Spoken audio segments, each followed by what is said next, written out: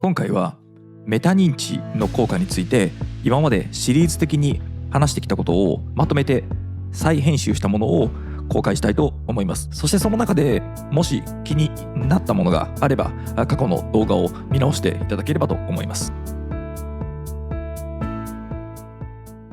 私たちのこのマインドや体、これらを潜在意識を含めて持っているポテンシャルを最大限に引き出すための身体感覚の操作について解説をしたいと思います。今ちょうど私がこの収録をしているタイミングではメジャーリーグで大谷選手が前人未到の記録を打ち立てて、そしてメンタル的にも身体的にも今までの多くの挑戦者たちが得られなかった長いメジャーリーグの歴史の中でも彼唯一が達成できた偉大なる記録というものを私たちは目の当たりにすることになりました。それによって私たちは本来持っている能力、これはマインドも身体的な能力もあらゆる可能性というものをもう一度再度よりその可能性というものを引き出してもっと望むような人生、望むような生き方というものがもっとできるはずという、そういった思いを持つことになる人も多かったんではないでしょうか。彼のその活躍を見て、これはある種の自己投影かもしれませんが、自分もやればもっとできるんじゃないかという気持ちにさせられる、そうした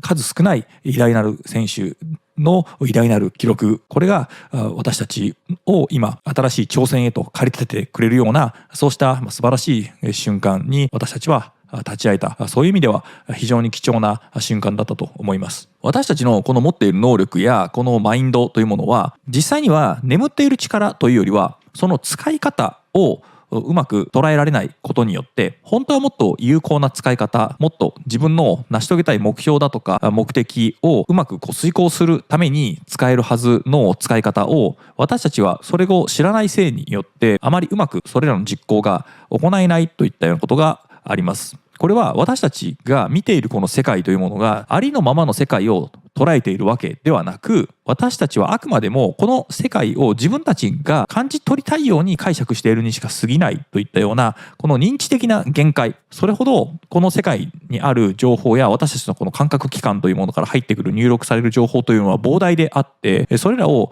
一瞬にしてリアルタイムに処理をしていくというのはすごくエネルギーがかかるわけですね。なのでそれらを全て処理していたのでは脳の処理は追いつかないので、私たちは必要のない情報は捨てて、そして必要だと思う情報だけを取り出して処理をしていく。しかしそれ自体、そういうことをやっているということ自体も脳はうまく錯覚を起こすことによってそのような処理をしているということも気づかせないという仕組みがあります。私たちのこの目は色を感じる色彩を判断する細胞というものは目のこの中心にしかありません。でその周辺は実は色を感じる細胞がないんですね。にもかかわらず私たちはこの世界を見るときに真ん中だけが色があって周辺は白黒に見えているというふうには感じないですよね。これは中心しか本当は色が見えていないんですけれども、周辺の色は脳が勝手に色付けをしているわけですね。なので私たちは周辺が白黒であるということにすらも気づかないということが起こっています。ここからも分かる通り、私たちのこの体や脳というものは私たちに対してありのままの世界を見せているわけではなくて、ありのままに非常に近いシミュレーションの世界というものを私たちに見せているということになります。となるとその前提を理解しているかどうかによって私たちのこの体の使い方とかマインドの使い方というものが変わってきます。本当にこの世界をどう捉えてこの世界をどう変えていくかっていうのもそうですし、あと私たちの体を使って思うような動きをしたりとかコントロールしていくという際にもそのメカニズムを知っておく必要があります。でここが多くの脳科学者とかここについて研究をして述べている人たちはこのメカニズムについては説明ができますし、多くのその情報というものありますが、メカニズムが分かっているということと実際に操作ができるというものは別なんですね。これはま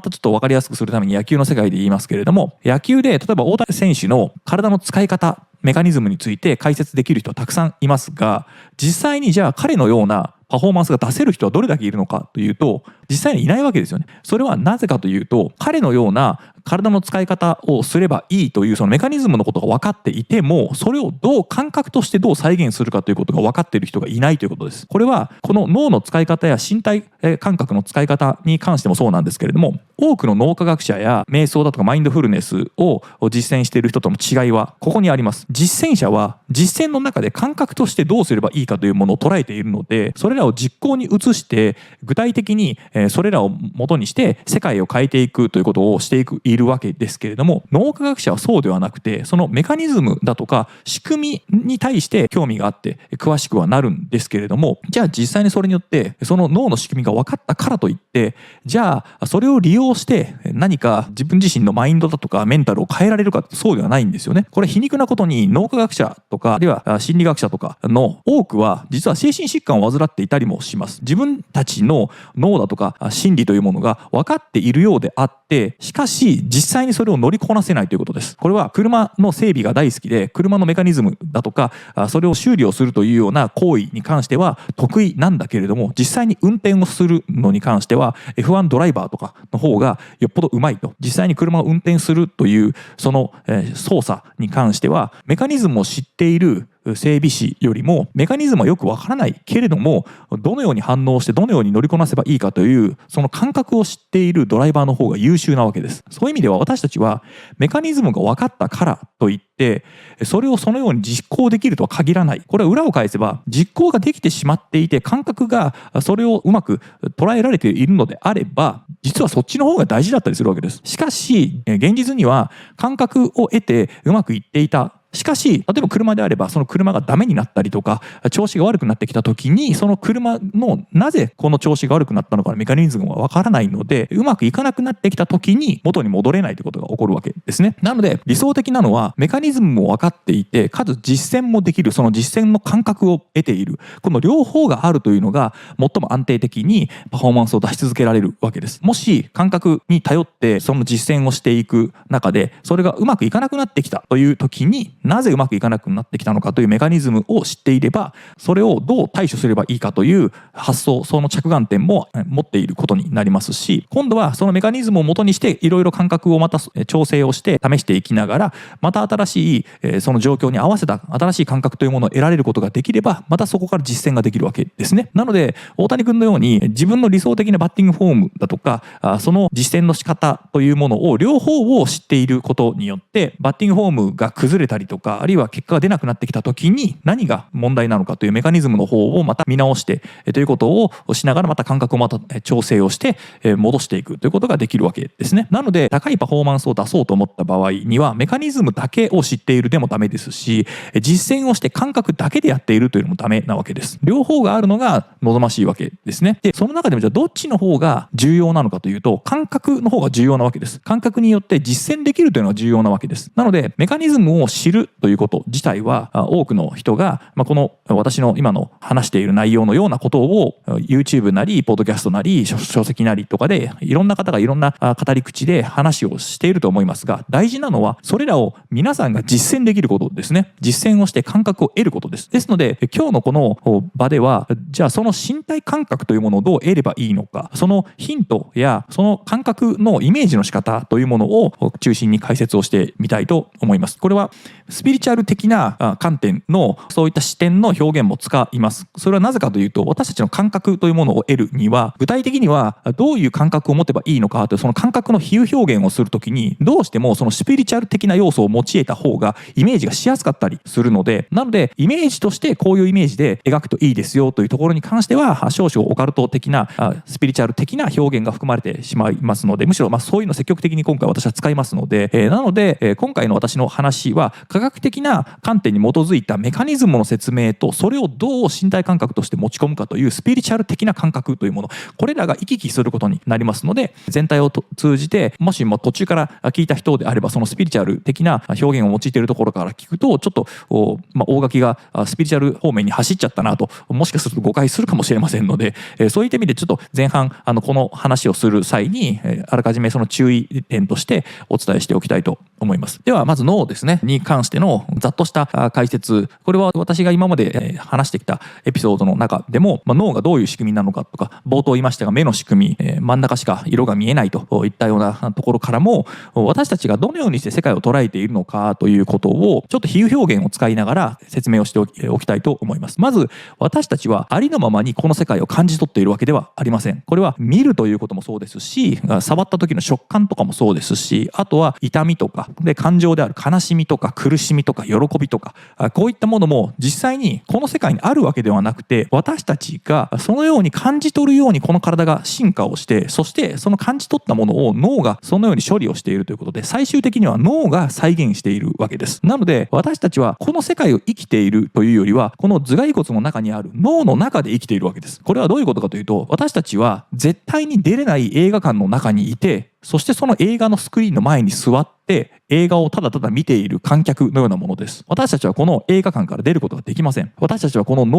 をこの頭蓋骨から出すことができません。なので私たちは直接世界を見ることはできなくて、スクリーンに映ったその映像やそこから入ってくる処理された感覚の結果だけを私たちは眺めているわけですね。なのでこのスクリーンに映っているものは世界ではなく、このスクリーンに投影している投影機がどこかにあるはずなんです。なので私たちはまずこの世界を見るときに映画のスクリーンの前に座っている観客というのをイメージしてみてください。でそこに座っている観客があなたです。しかしそのスクリーンに映っている映像はどこかで作られて投影されているわけですよね。するとその映画のスクリーンに投影されているその映像はあなたよりも後ろで投影機があって、その投影機から投影されているわけです。するとその投影機が実は本体なわけですね。でその投影機はそれもあなたなわけです。これ考え方の一つのポイントなんですけれども、この投影機が何かというと、これが実はあなたの潜在意識であり、そしてこの仕組みに気づくこと、これがメタ認知なわけです。私たちは潜在意識によって多くのことを自動的に処理しているわけですけれども、私たちは潜在意識っていうものと顕在意識、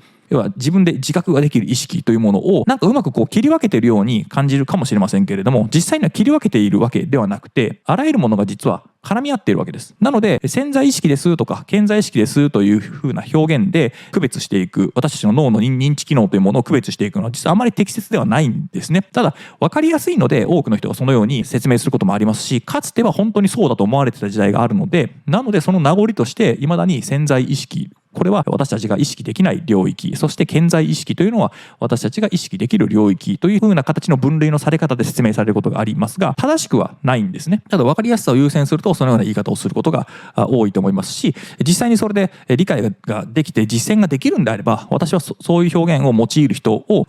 それで効果が出ているんであれば別にそれはいいかなと思いますが、今回はその潜在意識と顕在意識みたいな切り分け方ではなくて、スクリーンとそしてそのスクリーンの前に座って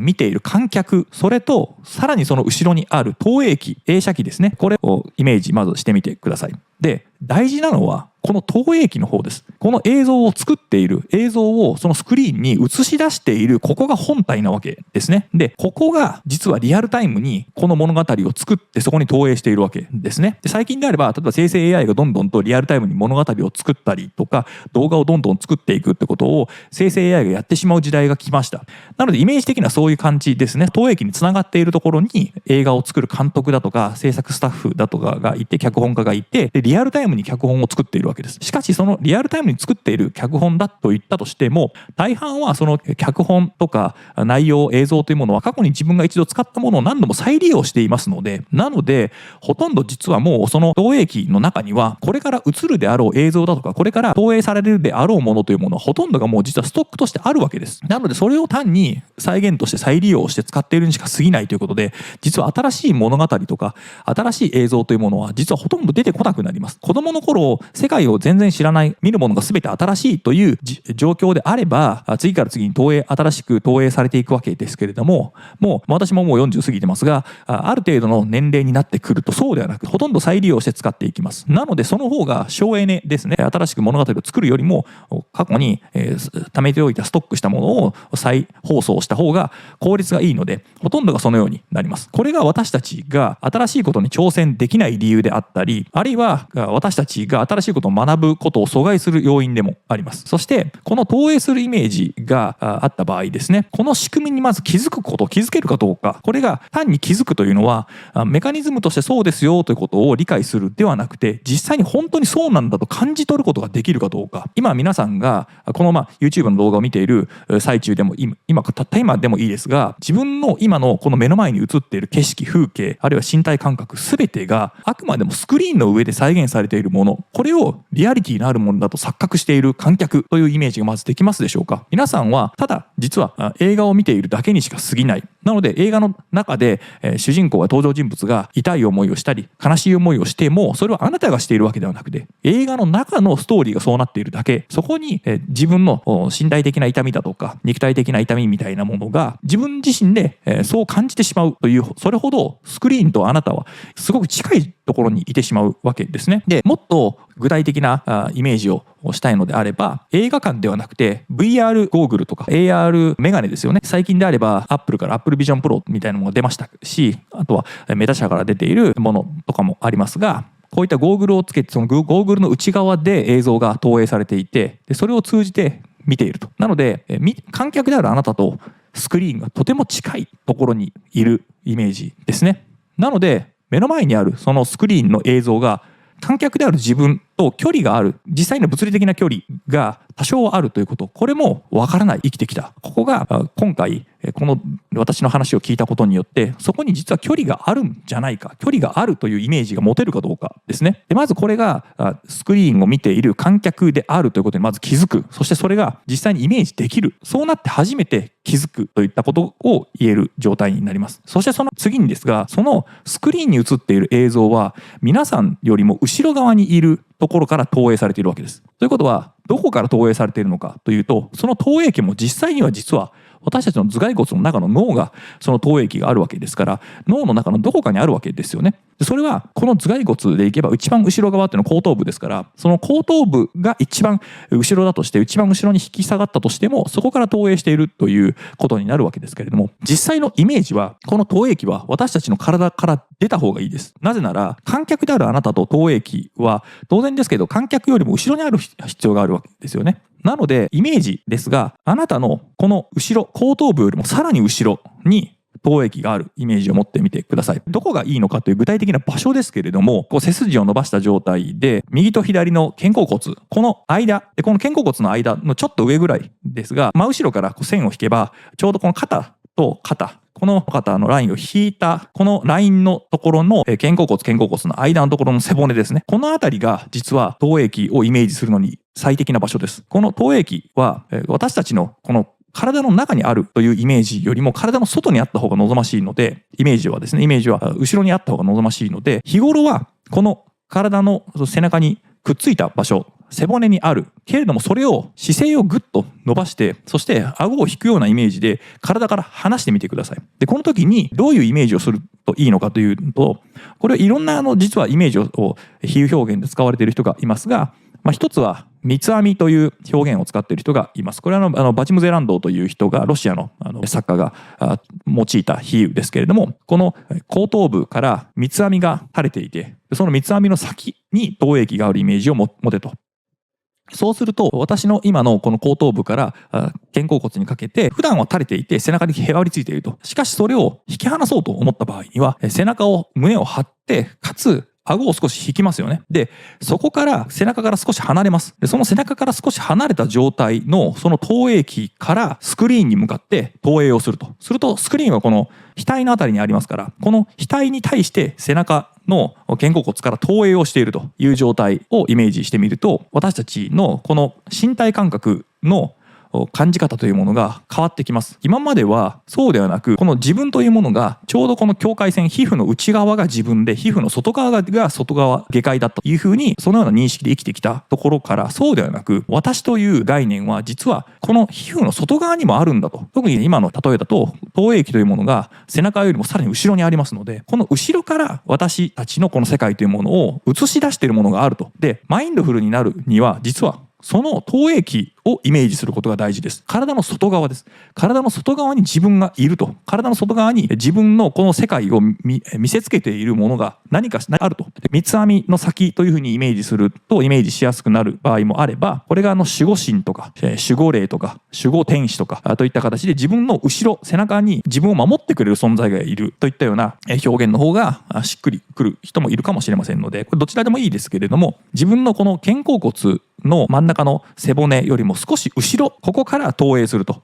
そしてここを投影機としてやろうと思った場合には、三つ編みのように普段は垂れて背中にへばりついてしまうので、それを何とかしてグッと背中から引き離すためにも背筋を伸ばして胸を張って、そして顎を少し引くと。そうすると一瞬ふっとこの三つ編みが背中から離れたような気がしますよね。そうなるとその先が投影機なので、そこから世界をスクリーンに対して映しているといったような感覚をイメージしてみてください。でこのイメージができたら、ようやく初めてここで自分の今の状態というものを気づけたとなるわけですね。これがマインドフルな状態になる入り口一歩だったりします。マインドフルというのは今この瞬間に生きるというその今の自分の身体感覚だとか、今この瞬間に味わっているもの全てに対して注意を払っていきましょう。なのでまだ起こっていない未来とか過去に起こった出来事のような自分でコントロールできないものに注意を向けるのではなくて、たった今この瞬間の状態に気づきましょうということですよね。しかしこの気づきましょうというのはあくまでも私たちがどのように世界を認識しているかに関しても気づく必要があるわけです。私たちの現実、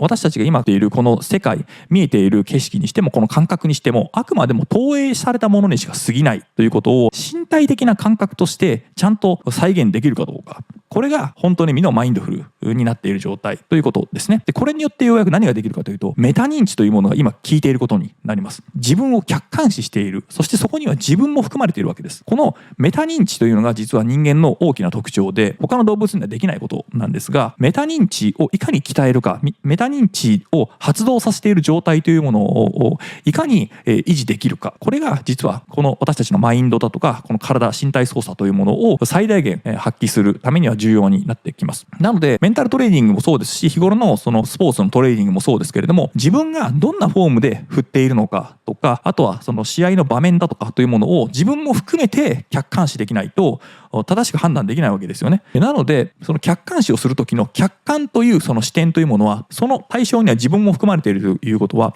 その視点は自分の肉体から離れたところにないといけないわけです。外側にないといけないわけですよね。メタ認知というのはそうしたものをイメージする必要がありますので、今の投影機という概念、これが自分の体から離れた外側にあると。できれば自分の背中がいいわけです。なぜかといえば私たちは目が前に向かってついてますので、見る世界というのは常に前を向いて見ているわけですよね。ということはこの前を向いて見ている世界というものが何らかしら投影されてないといけないので、そうなると自分よりも後ろに投影機があるというイメージをすると、私たちが見ているこの前だけが世界ではなくて、実は後ろ側にも当然世界があるということもイメージすることができると思います。するとその投影機が背中にあるというイメージは、背中側の世界、背中側の状態というもの、感覚にも注意を向けることができるようになります。すると私たちは体から入ってくる入力されていく刺激に対しても敏感になっていき、そして逆にその刺激が入ってきても全てを信用する必要はなくて、ほとんどのものはもう投影機で作られている刺激ですので、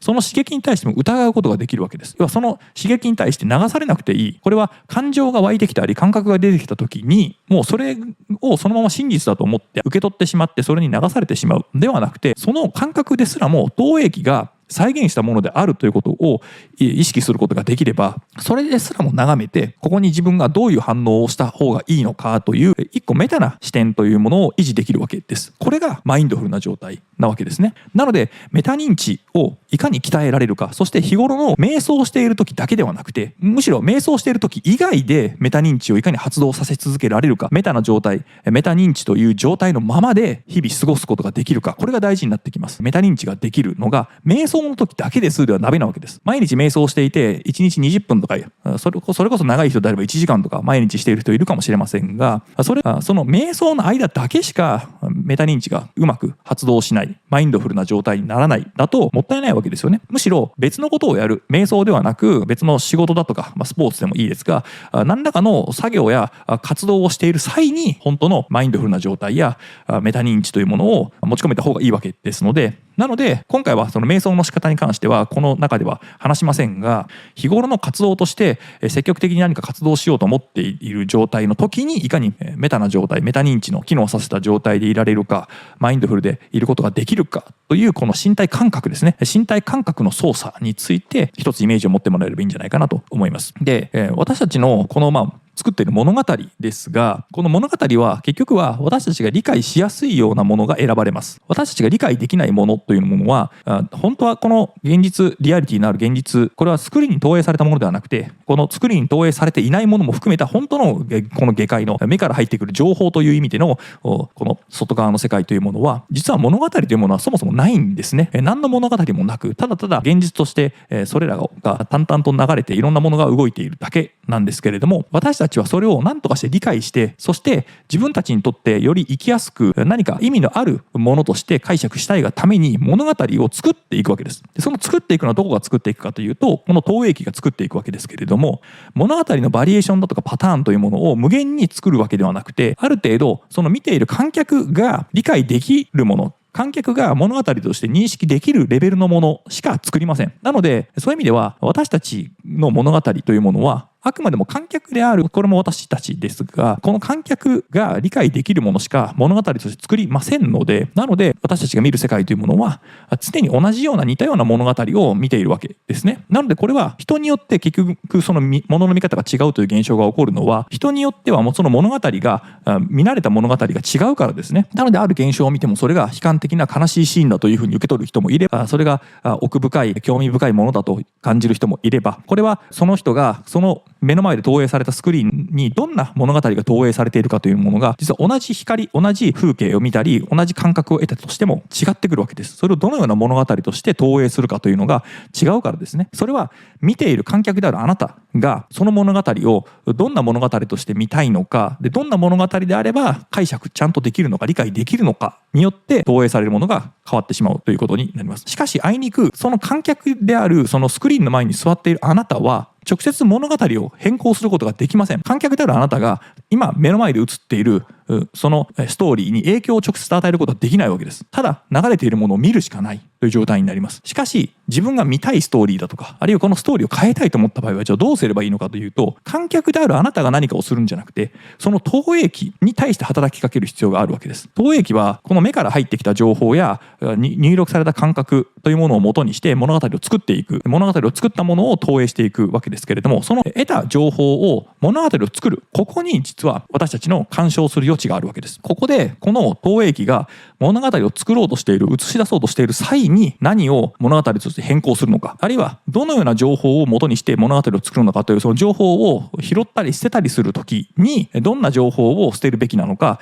どんな情報を拾うべきなのかということを決める部分で私たちの選択の自由がまだ残されているわけです。しかし投影されてしまった後では私たちは観客ですので、観客としてはもう何もすることがないわけです。それこそそっと目を閉じて見なかったことにするみたいなことぐらいしかもうできないわけですけれども、それでも私たちは強制的に映画を見せられている観客ですので、席を立つこともできなければ、目をつぶったとしてもそのスクリーンから流れてくる映像を断ち切ることはできないわけです。なので投影機の方を変える必要がある。投影機で作ろうとしている時に変える必要があるわけですね。なのでマインドフルになって、そして投影機の存在というものを意識する。それは自分よりも外側にあるイメージでイメージをしていくと、実は今まで見えてこなかったものとか大事だと思っていたものが見え方が変わってきたりします。それほど大事だと思えなくなってきたり、逆に今まで見過ごしてきたものが大事なんじゃないかというふうに新しく拾い上げるようなことが起こります。すると投影される、スクリーンに投影される物語がちょっとずつ変化してくるわけですね。今までであれば解釈がそのような解釈をしなかったものが新しい解釈が生まれたり、新しい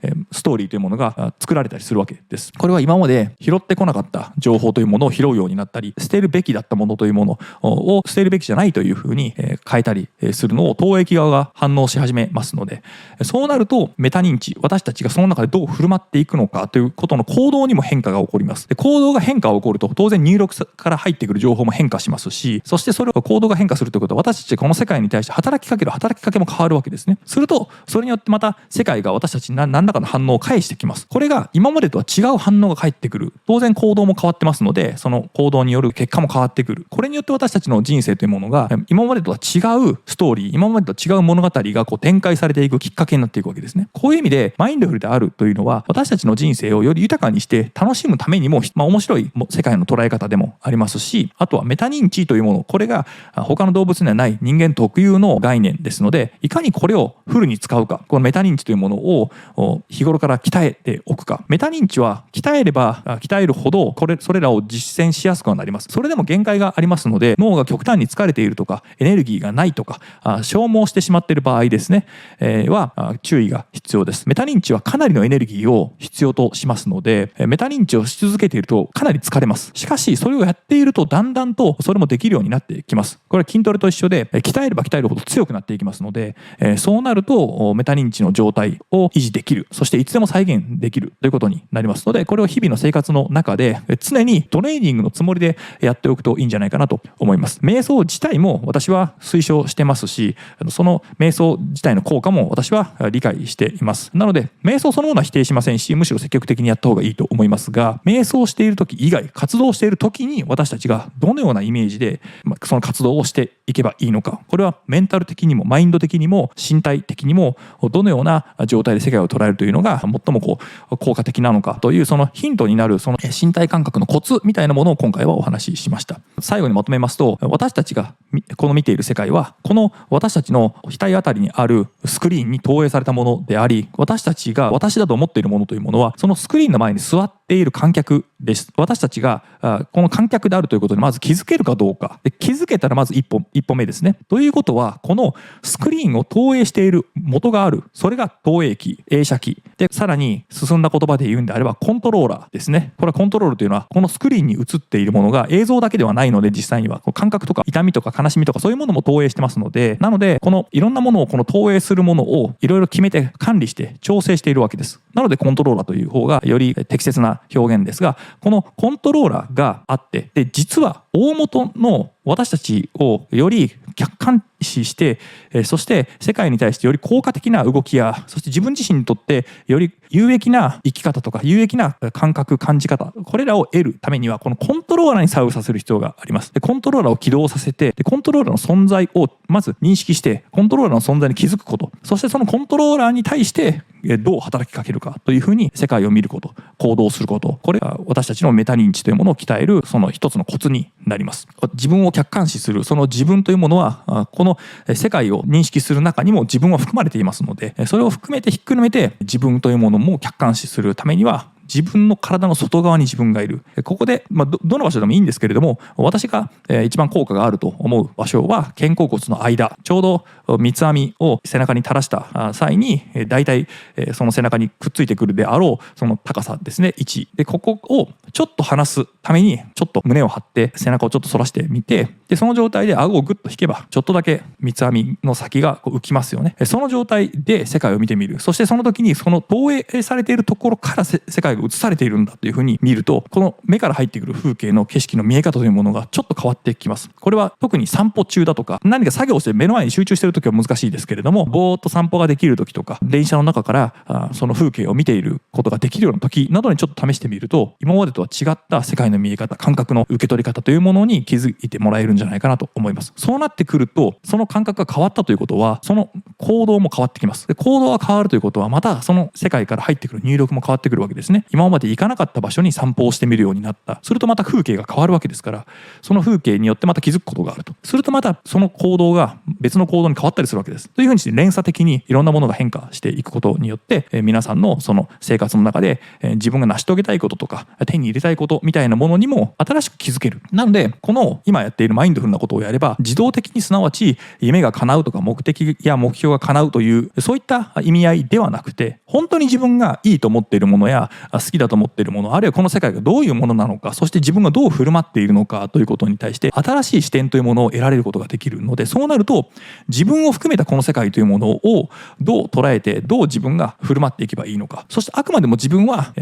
その映画を見させられている観客にしか過ぎないとなると、何か作用させられるのはあくまでもこの世界をどう投影しているかというコントローラーだけしか実は作用できないと。なので何かを強く望んだり必死になって何かをすれば世界がうまく自分の思い通りになるとか、自分の成長が進むんだではなくて、所詮この世界である程度作用させられるところというのは、そのコントローラーが何とかできるところぐらいしかないということも気づけることができれば、しかしそれだけであったとしても確実に解釈だとか物の見方、視点というものを変えることができる。なので調整できるのは、世界を見た時にその世界の中から得られる情報の何が自分にとって重要で何が重要でないのかというのを、今までは自動的に捨てて拾ってってやっていたものを意識的にこれを拾うんだとかこれを捨てるんだということができるようになれば、この額に投影された映像も今までとは違った映像が投影されることができていくわけです。という意味で私たちはこの世界におけるその自由というものは、そこに投影するものをどんなものを投影するかということを選択するぐらいしか実は自由というものはないということですね。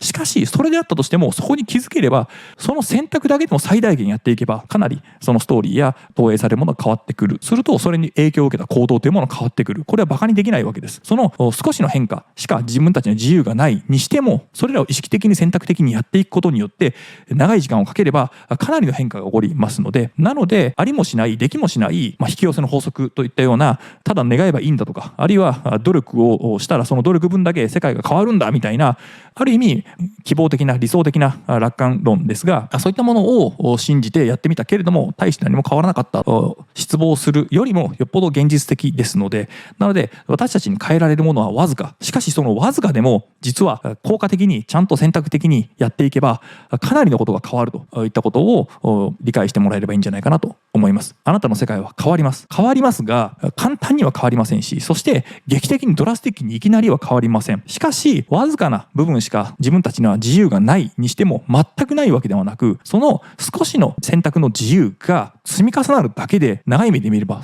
とても大きな変化になりますので、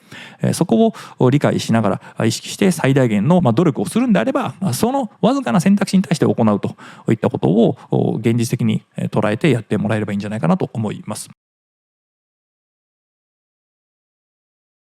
メタ認知という私たち人間が用いている他の動物にはないその思考の能力ですけれども、自分というものがいて、その自分というものを含めた周り、これらを意識して自分の客観的な状態や状況というものを把握することができる。これは考えている自分をさらにもう一個上の自分が眺めて、考えていること自体も考えることができるという、いわゆる工事というのは高い次元の思考ということですね。でこれが他の動物にはできないという人間ならではのこの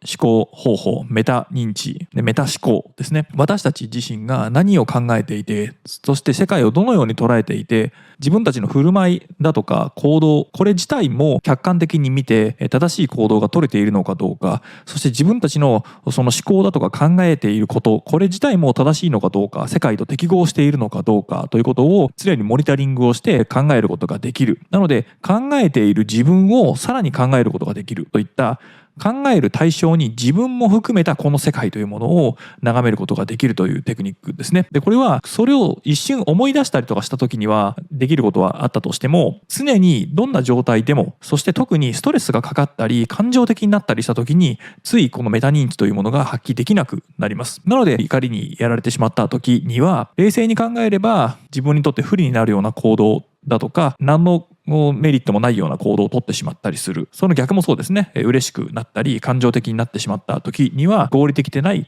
行動をとってしまう。これは感情的になった瞬間にメタ認知が効かなくなって一気に自分の思考の対象というものが狭まってしまう。私たちは一生出れない映画館の中に閉じ込められた状態で常にスクリーンに映っている映画をずっと見続けていて、でその映画を見続けているということを忘れてしまう。これが感情的になった時に起こりやすいことですね。初めて私のそのメタ認知に関する説明を聞いた人であれば、それ以前はそういった発発想がない場合は、その映画のスクリーンに映っている映画そのものが自分の人生であり自分であるというふうに思って生きてしまう、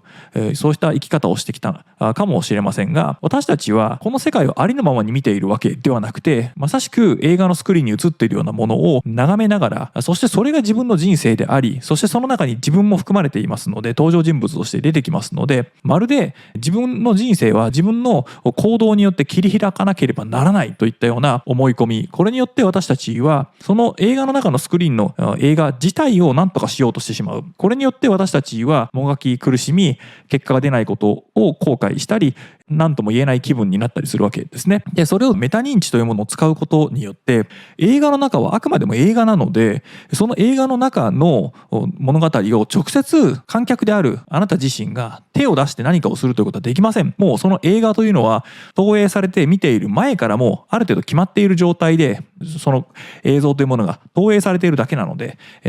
働きかけをするのであれば、その投影される本体、投影機の中に入っているデータや投影機にこれから映し出されるであろうシナリオや脚本を書いている監督だとか脚本家、彼らに働きかける必要があるわけですね。この映ってしまった映像を何とかしようとするのは無意味で、努力の方向性としては間違っているわけです。この投影機というのは私たちの体の後ろ側にあるというイメージを持ってみてください。で、これは場所的にはどこがいいかというと、肩甲骨の間ですね。背中でも上の方になりますけれども、その肩甲骨の間の背骨、そこから少し離れた位置、さらに後ろっていうことですね。で、これは例えとして三つ編みというものをイメージしやすいものとして挙げましたけれども、この三つ編みが私たちのこの後頭部から垂れていて、そしてその三つ編みの先に投影機がついている、映写機がついている、そしてそれは日頃はだらんとしていて背骨にピタッとくっついているわけですけれども、それらを投影機をイメージしてグッと背中から引き離してみる、背中に力を入れると少し背筋が張って胸を張ったような状態になると思いますけれども、その状態で投影機が少し背中からふっと離れると思いますっていう、その状態をイメージしてみてください。で、その状態でその投影機から前に向かって投影されている、そして前のそのスクリーンに対して投影されているといったイメージを持ってみてください。で、それによって私たちはその投影機の存在をイメージすることができます。で、その投影機に対して何らかのアクション、何らかの働きかけをする必要があるということですね。この投影機から映像がどんどんと映し出されているわけですけれども、映画というものはコマが送られているわけですよね。で、その瞬間その瞬間に投影されて見ている瞬間が現実だと思っているわけです。で、それが時間軸でいくと過去、現在、未来の中の現在が今投影されているものだというふうに見るわけですね。しかし現在というのはもうすでに投影されてしまったものになりますので、ということは私たちにとっての現在というのは何かというと、投影されている瞬間のもの、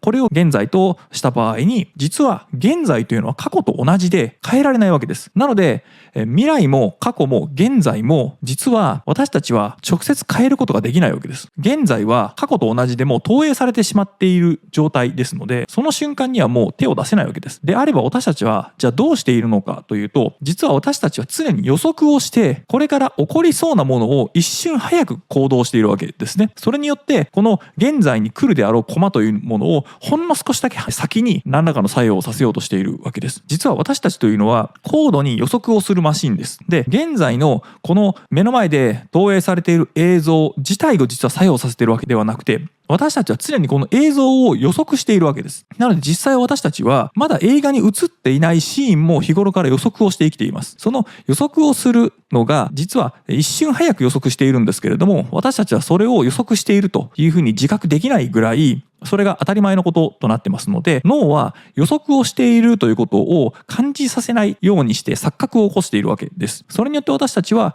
日頃から予測しているということを意識することもなく、考えることもなく行動ができるわけですね。で、これは一つ例を挙げますと、私たちのこの腕、指、こういったものに筋肉ついてますけれども、この手をどこまで動かせばいいかというふうに考えるときに脳は予測をしています。例えば私の目の前にコップがあったとします。で、このコップには水が入っていて、でこの水をこぼさないように手を出してコップを掴んで私の口元まで持ってくる、この一連の動きをしようと思った場合に、筋肉をどの位置まで動かせば手が適切な位置に動くのかというのを実は脳はかなり緻密に予測を先にしています。なので私たちはこの手が行き過ぎてコップを倒してしまったりとか、もしコップが紙コップであれば、その握ろうとするときに紙コップを握りつぶしてしまうみたいなことをしなくてもいいわけですね。適切な力のかけ方で紙コップを潰さずに、そして掴むことができて、持ち上げて、そしてまた口元まで持ってくる。要は動きが行き過ぎない、そして到達しないといったことも起こらない。これは脳が実は事前に学習をした状態で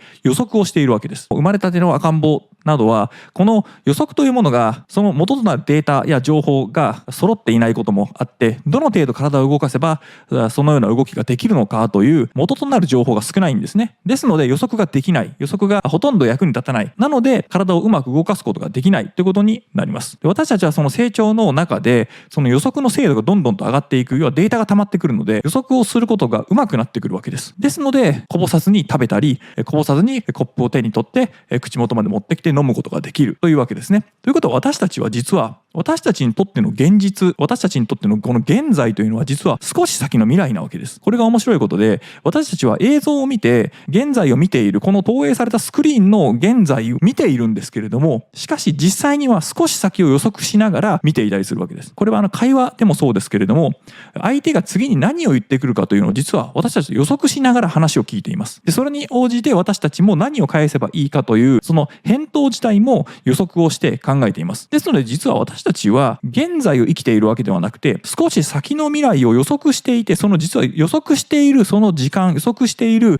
部分、これが私たちにとっての実は現在だったりするわけですね。ですので私たちにとってみて働きかけをしなければならないのは、その少し先の未来というものが実は私たちにとってみて動かす可能性があって、働きかけをするための時間軸なわけです。これが現在本当にこの今たった今のこの瞬間、スクリーンに映った映像の映っているこの瞬間に働きかけようと思ってももう遅いわけです。それはもう過去と同じなので、作用をしようにももう変更ができないわけですね。ですので私たちは常に予測をし続けるマシンであり、そして予測をするからこそその後のこのスクリーンに映るであろう映像に何らかの作用を及ぼすことができるかもしれないと思えるわけですね。投影機、映写機を背中にあるイメージを持って、そこから投影されているこのスクリーンの映像を変えようと思ったら、今この瞬間映っている映像を変えるのではなくて、これから先次に映るであろう映像、これから先映ろうとするようなもの、これをどう予測をして変更をかけようとするかということを考えるわけですね。これがメタ認知を使った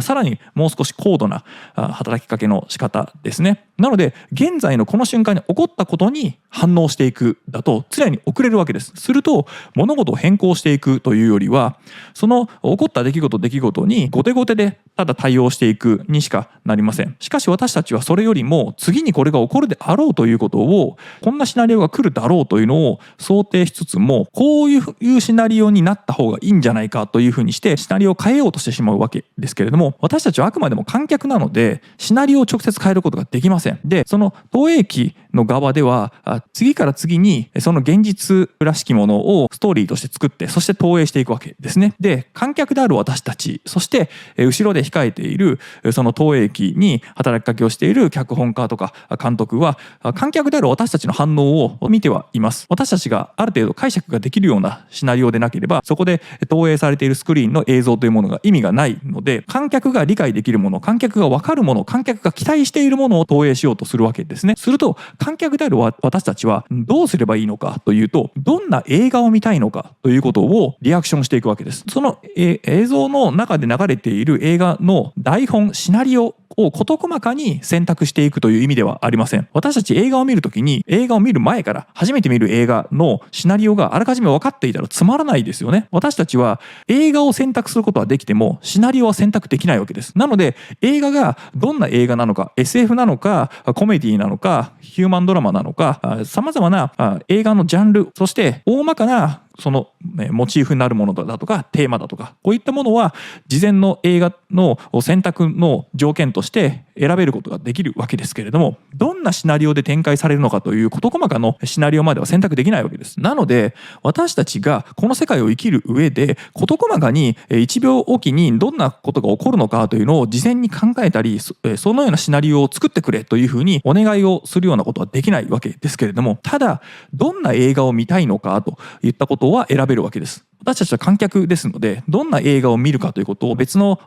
上映室に移って見るということは可能なわけですけれども、実はでもその映画の今座っている席から立ち上がって隣の上映室に動くというのは、これ実はかなりのエネルギーがいるわけです。それよりも今流れている映像をそこに座ってじーっと流れてくるものを見た方が楽ですよね。なので現状を変えるというのはそれだけエネルギーが必要なわけです。立ち上がってそして別の部屋にルームに移るわけですけれども、その場合にそこで上映されている映画が自分が見たいものなのかどうかというものも判断しないといけない。で、その映画は無限にあるということです。私たちはどんな映画が今上映しているのかを知らない状態で移動していくわけですけれども、その際に入って少し見てみたら、こういう映画かもなと予測をして、でその際にそれぞれの映画というものは連続性があるので、自分たちが見たい映画というものがこれだというふうに決まったとしても、その通りの展開に本当になるのかはまだわからないわけですね。ですのでそういう意味で私たちはこの映画を見ながら予測をして、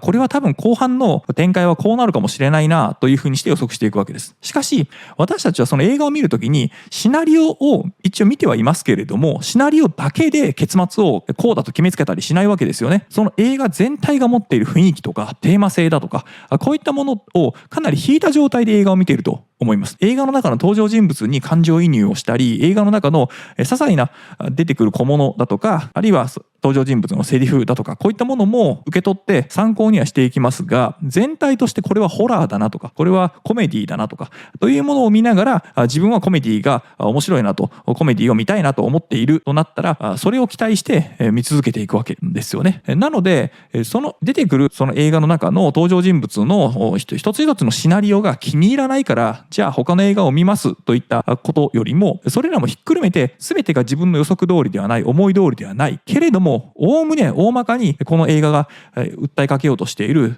テーマだったり、大きなナラティブ、文脈ですね、は自分は望んでいるものだ、見たいものだというふうにして選択していくわけです。なのでこういう場合でもその映画を選択していくという観点から考えると、かなりメタな視点が必要なわけですね。もうすごく狭いところの視野で物事を判断するのではなくて、もっと大きな映画全体でいくと、この状況がどういう展開として必要なプロットなのか、もしかしたら全く必要がないプロットかもしれませんが、それは後になってみないとわからないわけですよね。なのでいちいち一つ一つの小さな出来事に対して視野がすごく狭くなって、そこに反応してしまうのではなくて、常に引いた視点で、メタな視点でその物語全体を見ながら、これを別の物語、別の映画にした方がいいなとかという形で私たちは選択をしていくぐらいしかできないということです。これを何とかして頑張ってこの映画そのもののシナリオやストーリーを変えようと頑張ってしまう、これは努力が無駄になります。なので努力という意味においては、何かに対してやはり効果のある努力をしましょ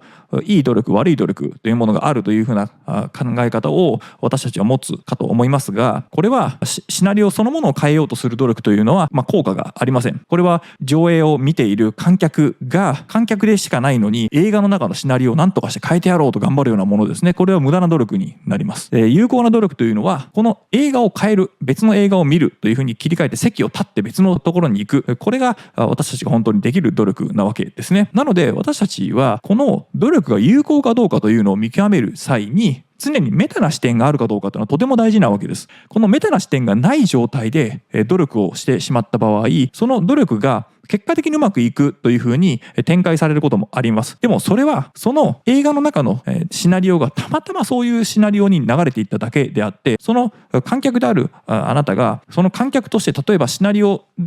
がもうあらかじめ決まった映画の中の登場人物に対して何か大声で叫んで、それによって本当に登場人物が映画のスクリーンをカメラ目線で振り返ったとした場合、それはきっとあなたの出した声に対して反応して振り返ったように見えますよね。ただでもそれは偶然なわけです。なので努力を必死にしたからといって必ずシナリオが変わってくれるとは限りませんし、それはもし変わったとしても偶然なわけです。なのでメタな視点というものがない場合は、ほとんどの行為というのが偶然に任せてしまうことになります。そのあらかじめ決まったシナリオ通りに進んでしまう、それに対して何とかしてシナリオを変えてやろうとすること、これは努力が結果的には実を結ばないということになりますので、私たちがやれる本当の努力というのはそれではなく、もっと大きい視点で広い文脈を捉えた上で取れる行動というものは選択をする。そしてその場合は目の前のスクリーンに対して何かしてやろうではなくて、もう映画そのものを変えるという、そうした選択をできるかどうかですね。で、この場合は映画に夢中になって、その中に自分の感情が入って、そしてその登場人物かのように自分がその映画の中に夢中になって取り込まれている状態ですと、そのメタな視点というのは持ちづらくなってしまいますので、なので前回のエピソードではそのメタな視点を常に瞑想状態でもなく、日頃の活動している、起きている、覚醒している状態でも持ち続けられるような身体操作というものを一つ例として挙げました。私たちがこのメタな視点をちゃんと持てるかどうかによって物事を変更するのに感情的になることがいかに危険か、感情的になってしまうとその映画の中のシナリオに自分が入っているかのようになってしまって、で自分がその映画を見ている観客であることすらも忘れてしまってその中に取り込まれてしまうわけですね。で、映画、巧妙に作られた映画というのは私たちをついつい観客であることを忘れさせていきます。それはよくできた映画ですよね。ですので私たちが他者が書いた、誰かが書いたそのように仕向けられた映画に対して観客ということを忘れてしまうぐらい没入させられる。ほとんどの人がその観客であることを忘れて、もしかすると生まれてからずっとその観客であることを疑いもせず、自分はその映画の中の登場人物なんだと思い込んで生きている人が大半かもしれません。なので私たちは映画館にいて映画を見ている観客なんだというふうに自分でまず気づくこと、これはまず目覚めるということですね。目覚める上で、ただその映画館からは一生出れないのであれば、この映画館の中で生きていく自分たちの人生をいかに楽しく有意義に過ごすかとなると、映画を選ぶ、映画をチョイスしていく、変更していくということを考えて生きていけばいいんじゃないかなと思います。このメタ認知というものを日頃から鍛えるという意味でも、この映画がちょっと変だなとか気に入らないなとか、でここから先の展開を考えてもこれはきっとつまらない退屈な展開だな、これは自分にとってここから先は楽しめない映画かもしれないなと思った場合は、その映画のシナリオそのものを変えようとするのではなくて、見ている映画自体を変える、席を立って別の上映されている映画を楽しむといったような形で、少しエネルギーが必要ですけれども、そのエネルギーをなくさないように日頃から意識してもらえればいいんじゃないかなと思います。そのうちその上映されているシナリオの映画というものは、それは当然この後ろの映像を作っている映写機に映像を作って流している監督や脚本家はあなたの行動を見てますので、するとそのあなたが席を立って他の映画を見に行くんであれば、やはりそれに合わせて作らないといけないわけですね。これがあなたが席を立たずにその席に座ったまま不平不満をスクリーンに向かって言ってるとしても、あなたがその席を立っていないということは、その監督や脚本家はとは言っても席を立たなかったので、この人はこの映画を最後まで見ようとしていると、なのでこの人は楽しんでいるんだと思われるわけですね。これは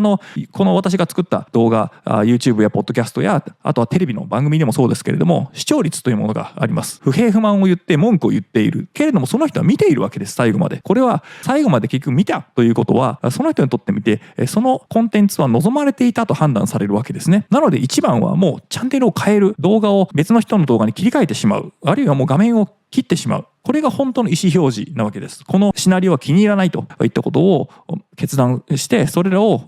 見せる方法ですね。ですので、このシナリオが気に入らないとか、この流れが気に入らないと文句を言うのではなくて、席を立って別の映画を探しに行く。そしてその別の映画もまた自分に合うかどうかというものを見ながら予測をしていくといったことを検討して行動に移してみてください。現実を変えるというのはそういうことで、私たちは事細かに全てのものを変えられるわけでもなければコントロールできるわけでもありません。せいぜいそのようにして意思表示をして、別のシナリオ、別の展開があるような映画、それも事細かなシナリオという意味ではなくて、大まかな私はこういう映画が見たい、こういうテーマのものが望ましいと、そして最終的なそのエンディングというものはこういうエンディングになるようなものが見たいんだという、それぐらいしか選択の余地がないわけです。なので途中過程としてどんな展開をするのかとか、どんなシナリオなのかということまでは選択もできなければ影響を与えることもできません。という意味では私たちは引き寄せの法則といったような結果に対して何かを求めていくという大きい文脈に対して行動を起こして何かを手に入れるということはなんとなくはできていくわけです。でここでも当然行動というものが必要で、さっき言いました通り席を立って別の映画館に行くといったようなことを選択として行動をしなければいけませんので、そういう意味ではその回数というものは当然必要になってきますけれども、何もしなくてもぼーっと映画を見続けていれば自分が見たい映画がいずれ流れるみたいな受け身な状態で映画をただただ見る観客としてそこにに座り続けていれば、あなたがそこに座り続けているということは、それはその投影機、映写機に対して、映像やシナリオを作って流している監督や脚本家からすれば、あなたが望んでいる映画だというふうに判断されますので、なのでその映画を見させられていることにも気づかずに、ただただ不満や文句を言っていたとしても、それはその映画のシナリオに対して反映はされません。ここが気づいてもらえれば、メタ認知というものをいかに有効に使って、そしてそのメタ認知がいかに強力でいかに重要かということを、この身体、私たちの体を元にしてトリガーとして発動させるという、そういった習慣を持ってもらえるといいんじゃないかなと思います。そうなると、いずれ体が習慣づいてくると、わざわざ体の特定の部位を意識するようなことがなくてもメタ認知が発動できるようになってくれば、この世界を捉えるときに私たちがどう行動してどう振る舞えばいいのかというものも、2歩も3歩も先の予測まで先回りして行動するみたいなことが当たり前に普通にできるようになってくれば、自分の望む生き方や望む世界というものを構築していくことができるんじゃないかなと思います。身体的なポテンシャル、そして脳もこの身体のうちの一つですので、この脳が持っているポテンシャルというものを最大に引き出すための身体操作。今まで私たちは体の操作をするということと、脳で何かを考えて認知的な作業をするといった、これらを切り分けて社会的に分業をしてきたという、そうした社会的構造の影響もあってか、肉体労働と知的労働というものは基本的に別だと。なので運動ができる人というのと勉強ができる人というものは生来的に切り分けられると。なので勉強ができるけれども運動ができないとか、運動ができるけど勉強ができない、こういったものというのはお互いに総合的な作用というものがそれほど重視してこなかったことによって、私たちはもうそういうもんだと思い込んでいる節があると思います。しかし実は私たちのこの身体も脳も一つの器官として、私たちの体を構成する部品としては、この肉体の中に宿るものとしてつながっているわけです。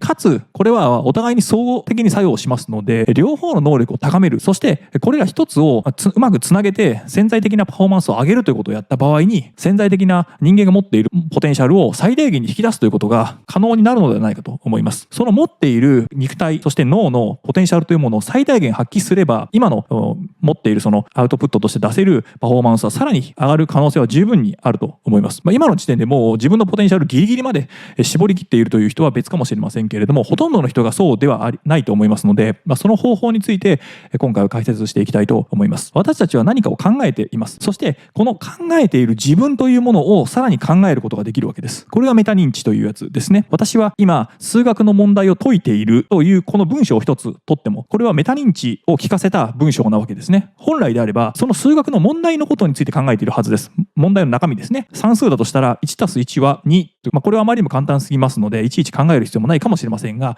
もし小学生で初めてこうした四則演算の初級をですね取り組むような学生であれば、その算数を解いている時に考えていることというのは、その算数の中身の問題を考えているわけですね。しかしそこに文章として私は算数をしていますと文章にした瞬間にメタ認知が効いてます。これは算数をしている自分を客観的に捉えているわけですね。これは考えている自分を捉えているという意味においては、これがメタ認知ということになります。私たちが自分自身と他者を区別したり、そしてこの世界というものの中に自分がいるといったことを認識する際にはメタ認知が必要になってきますので、どんな人であれメタ認知を持っています。メタ認知があることによって私たちは社会生活を営めたり、自制したり、協力し合ったりということが可能になるわけですね。そして時間軸を超えて未来の自分、そして過去の自分というものを同一視することができるのもメタ認知のおかげになります。多くの動物はメタ認知がありませんので、そうなるとそのメタ認知がない状態で自分自身をどう捉えるかというと、自分という自我という概念が人間ほど強くありません。ですので鏡に映った自分自身の姿を見ても、犬だったら吠えてしまう、これが自分だと認識できないのでついつい吠えてしまう。でチンパンジーとかでもメタ認知が効く個体がいたりしますので、そうなると鏡を見て自分と認識して歯に詰まった何かを指で取ろうとしてみたり、鏡を見て自分の毛づくろいをしてみたりという形で自分と分かっているという個体が出てきたりします。それでも全てのチンパンジーがそうではなくて、多くの動物、多くの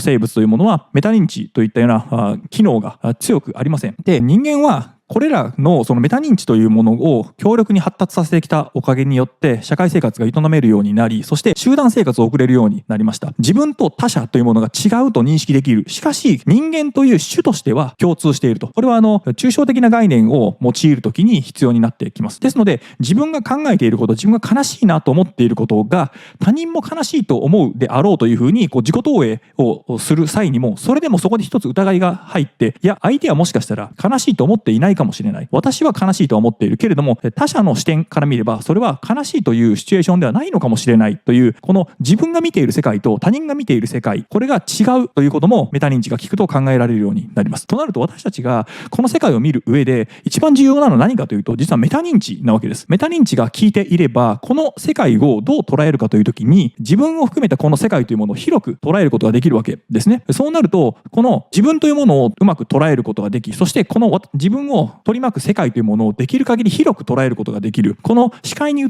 ている物質的なものだけではなくて、今見えていないけれども地球の裏側とか、あとは過去の自分とか未来の自分とか、それこそ他者の未来とか他者の過去とかで、そうした様々なその世界観というものを私たちは当たり前のように認識できる。これがメタ認知を効かせる際に、メタ認知が強ければそれらをリアリティを持って認識できることができるわけですね。でしかしこのメタ認知というのは脳のリソースを多く使いますので、脳が疲れている、肉体的にもうエネルギーが枯渇していてエネルギーを十分使えないという状態ですと、メタ認知は効きにくくなります。とかく大幅にエネルギーを使うシチュエーション、これは感情的になった時ですね。生命の危機だとか怒り、悲しみ、苦しみ、こういったものを強く感じた時というのは脳のリソースを一気に食います。そうなった瞬間にこのメタ認知が効かなくなるんですね。自分の視界がぐっと狭まって目の前にあるものだけに反応するようになる。これは私たちが野生で暮らしていた時に危機的状況になった時にすぐに動けるように考えていたらやられてしまいますので、考えるまでもなく反射的に動けるようにするための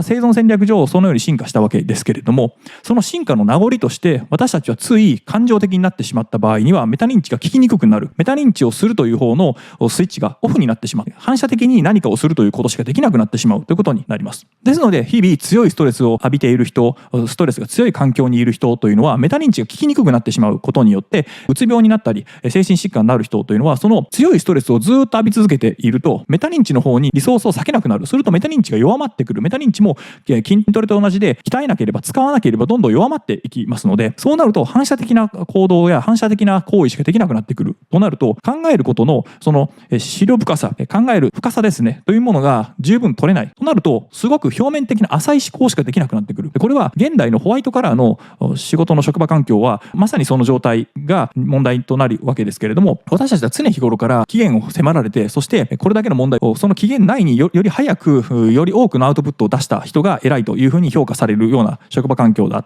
ほとんどがそうかと思いますが、その状態だとより深いアウトプット、深く考えたアウトプットを出した方が評価される。しかしそれを迫られる期限だとかアウトプットのボリュームだとかというものに対するプレッシャーが強すぎると十分に考えられない。要はメタ認知が効かなくなってきますので感情的になってしまいます。そのストレスが強すぎてそのストレスを嫌がる、そのストレスを怖がってしまうことによって十分なメタ認知が効かない。すると思考が深まらない。するとアウトプットしたものが浅いものしか出せない。そしてボリュームも大したボリュームが出ないとなると評価されないわけですよね。するとよりそのストレスやプレッシャーを自分は感じるようになります。なんとかしてもっとちゃんとやらないと、もっと成果を出さないと、もっと評価をもらわないとというふうに焦るわけですね。そうなるとさらにそれが自分へのストレスとなってよりまた認知能力に負荷をかけてメタ認知ができにくくなってくるという悪循環に入ってくるわけです。そうなるとそのストレスは実は自覚できない。自分がメタ認知を持てなくなっているということに本人も気づかないので、これがメタ認知のちょっと厄介なところで、メタ認知を効かせている人と効かせていない人の違いは何かというと、メタ認知を効かせている状態というのは自分の身体だとか自分の感情だとか自分の思考だとかというものを客観的に見る自分がいますので、なので観察力という意味で自分が今何を考えていて何をしようとしていて、未来過去こういった時間的なつながりも含めてこの世界を取り巻く中の自分という状態を客観的にそして正確に観察しようとしているわけですね。しかしメタ認知が効かない人、メタ認知が効いていない人というのはその視点がなくて自分の内側に視点がありますので、そうなると自分が今どのような状態なのかとか何をしているのか、自分の思考だとか感情がどうなっているのかすらもわからない、そこを見ていないということになりますので、そうなるとメタ認知が効いていないということも気づかないわけです。これがある種のそのメタ認知の難しいところで、メタ認知を効いている人からすれば私の今のこの会話とかこの話というのはすごく当たり前のことのように感じるかもしれませんが、逆にメタ認知が効いていない人は全く私の話がわからないと、私の言っていること要点だとか伝えようとしていることが全く感覚的にもわからないということになります。で、幸い私たち人類は少なくともメタ認知が効いた瞬間というものは必ずあると思いますので、なので1ミリもわからないということはないとは思いますけれども、日常的にメタ認知を意識している、メタ認知が効いている状態の人とそうでない人、メタ認知がめったに出てこない、めったにメタ認知が効くことがない生活をしている人とでは、私のこの話、私の説明の受け取り方というのは解釈はかなり変わると思います。という意味で前回までのエピソードでは私はあえてスピリチュアル的な視点、スピリチュアル的な身体操作というものの感覚を伝えるようにしました。というのも論理的なこういった構造だとか論理的なつながりというものを言葉でこのようにして形を説明したとしても、感覚としてそれらを得られていない人は理解できない。その私が言いたいことを伝えたいこと自体も解釈の中でどんどんずれていきますので、なのでまずは感覚の方でどのような考え方なのかというのを捉えてもらう、そういったアプローチとしてスピリチュアル的な表現、スピリチュアル的な視点からの説明というものを試みてみました。で、幸いそれが多くの人が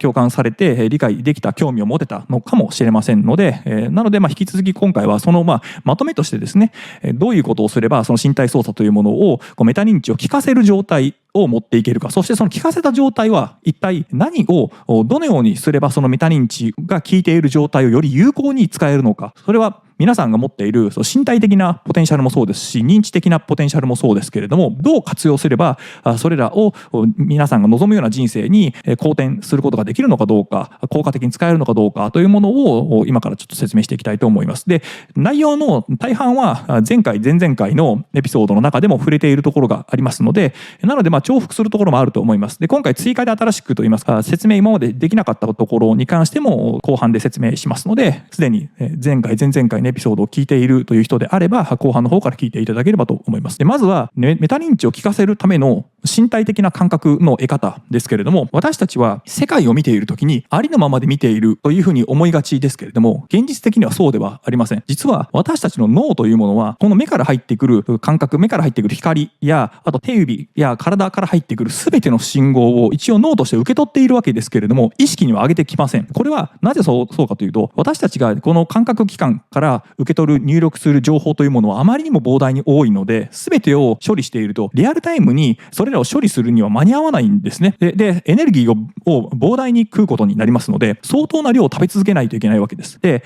これを、研究で試算をされた方がいますが、私たちのこの手指や目や耳や鼻や口、全ての感覚が入ってくるその情報、入力される情報を全て平等に情報として捨てずに全てリアルタイムに処理したとしたら、原子力発電所1基分の電力というものが必要になるくらい、実は私たちの入力する情報というものは膨大だということです。で、幸い私たちはそんなに大きなエネルギーを必要としません。成人男性でも1日の必要なカロリーの摂取量というのは3000キロカロリー程度で済みます。なので原子力発電所の発電エネルギーに比べるとはるかに小さなエネルギーで活動できるわけですね。で、その大半は身体活動として胃や腸やあとは血流だとか、あと体の代謝に使われていきますので、全てがこの認知機能に使われるわけではありませんが、そのエネルギーのうちの6割から7割は脳が使っていくわけですね。となると私たちのこの脳というものは膨大なエネルギーを消費しているわけです。しかし膨大なと言ったとしても、さっき言った原子力発電所ほどのエネルギーは使わなくてもいいとなると、どういうことをして私たちの脳は処理しているかというと、大半の情報は捨てているわけです。で、これは厳密には捨てているというよりは、予測に必要なものを取捨選択して予測に使えそうなものだけを持ってきて、予測に使えなさそうなものは捨てていくということをやります。で、ここの予測のためにというのがミソで、なぜ私たちの脳が発達したかと言いますと、予測するためですね。で、私たちの脳というものはこの体を動かす際に常に予測をしています。ですので私たちは実はこの世界を面白いことにありのままのリアルタイムで実は認識しているわけではないんです。実は目から入ってきて、そしてこの世界を認識するのに私たちの脳というものはだいたい50ミリ秒ほど遅れています。そしてそれを意識できるのは500ミリ秒ぐらいなわけです。ということは無意識、これは無意識という言葉は正確ではありませんけれども、反射的に反応できる速度というものが50ミリ秒後、そして意識で見たとか分かったというふうに意識が捉えられる、見たというふうに自覚できるのにだいたい500ミリ秒、これは1000ミリ秒が1秒ですので500ミリ秒というのは 0.5 秒ですね。で50ミリ秒ということは 0.05 秒なわけです。ということは現実よりも私たちが認識できるのは遅れるわけです。それは当然ですよね。入力された光を脳の中でガッと脳のニューロンを伝って、それに対して反応していく、反射として反応していくわけですから、それらの遅れっていうものは当然発生しますが、それを統合して、今それらが起こったというふうに認識できる意識というものは、さらにそれを統合しないといけないので、さらに時間がかかるわけですけれども、という意味では私たちはリアルタイムではこの世界を生きていないわけです。しかし私たちはこのリアルタイムの世界に対応できますよね。その瞬間その瞬間反応できるわけです。これなぜかというと、予測しているんです。脳は実はその50ミリ秒の遅れを取り戻すために、あらかじめ50ミリ秒前の世界というのを自分のイメージの中で自動的に作っているわけです。すると現実とそのイメージとどっちが私たちにとって重要かというと、このイメージの方が先行するので、私たちは常に日頃はイメージの世界を生きていかないといけないということになります。私たちが見ているのは映画であると。これは脳の中で投影されたスクリーンを私たちはずっと見ていて、その映画のスクリーンを現実だと思っているという、こういう比喩、例えを用いました。私たちは実は現実から遅れた認識しかできない。しかしリアルタイムの世界を生きているかのように錯覚できるのは、脳があらかじめ予測をして先に世界を作っちゃうんですね。で、これがにわかに信じられないと、なんかうさんくさいなと思うのであれば、一つの例を言いますと、この私たちの目、これは目の真ん中にしか色を感じる細胞がありません。この真ん中以外の周辺の細胞というものは光を感じるだけで色を認識する細胞がないんですね。しかし私たちはこの世界を見るときに真ん中だけに色がついていて、周辺は色がついていないとは思わないわけですよね。これは脳が勝手にこの周辺の色も予測して合成しているわけです。この視界の中に様々なものが映る際に色を認識当然真ん中の部分でしてますから、この部屋の中をずらっと眺めた際に脳が色というものを一旦記憶して認識して、そして勝手に色をつけて、かつ正確な色が分からなくても脳は自分を騙して色がついているというふうにして勝手に自分自身にフィードバックを送ってしまうわけですね。そうすると実際には私たちの細胞は色がない、色を感じることができないにもかかわらず、色があるような世界が見える。これは真ん中だけではなくて周辺ですね。でこれをすることによって私たちの脳はズルができるわけです。いちいち全ての入力された情報を全部処理するわけではなくて、あらかじめ作ってしまった世界観、私たちの脳にとってのバーチャルの世界ですねを作ってしまった中を処理した方が楽なわけです。なのでこれは脳が省エネルギーをなるべく使わなくても思考できるように生きていけるように進化した、その結果としてこのように錯覚を起こすわけです。で、私たちの実はこの判断や考え思考というのはほとんどが実はその錯覚からの産物なわけです。で、この錯覚が実は私たちが生きていく上で十分に機能する、十分に役に立つので、私たちはこの錯覚をどんどんと利用して、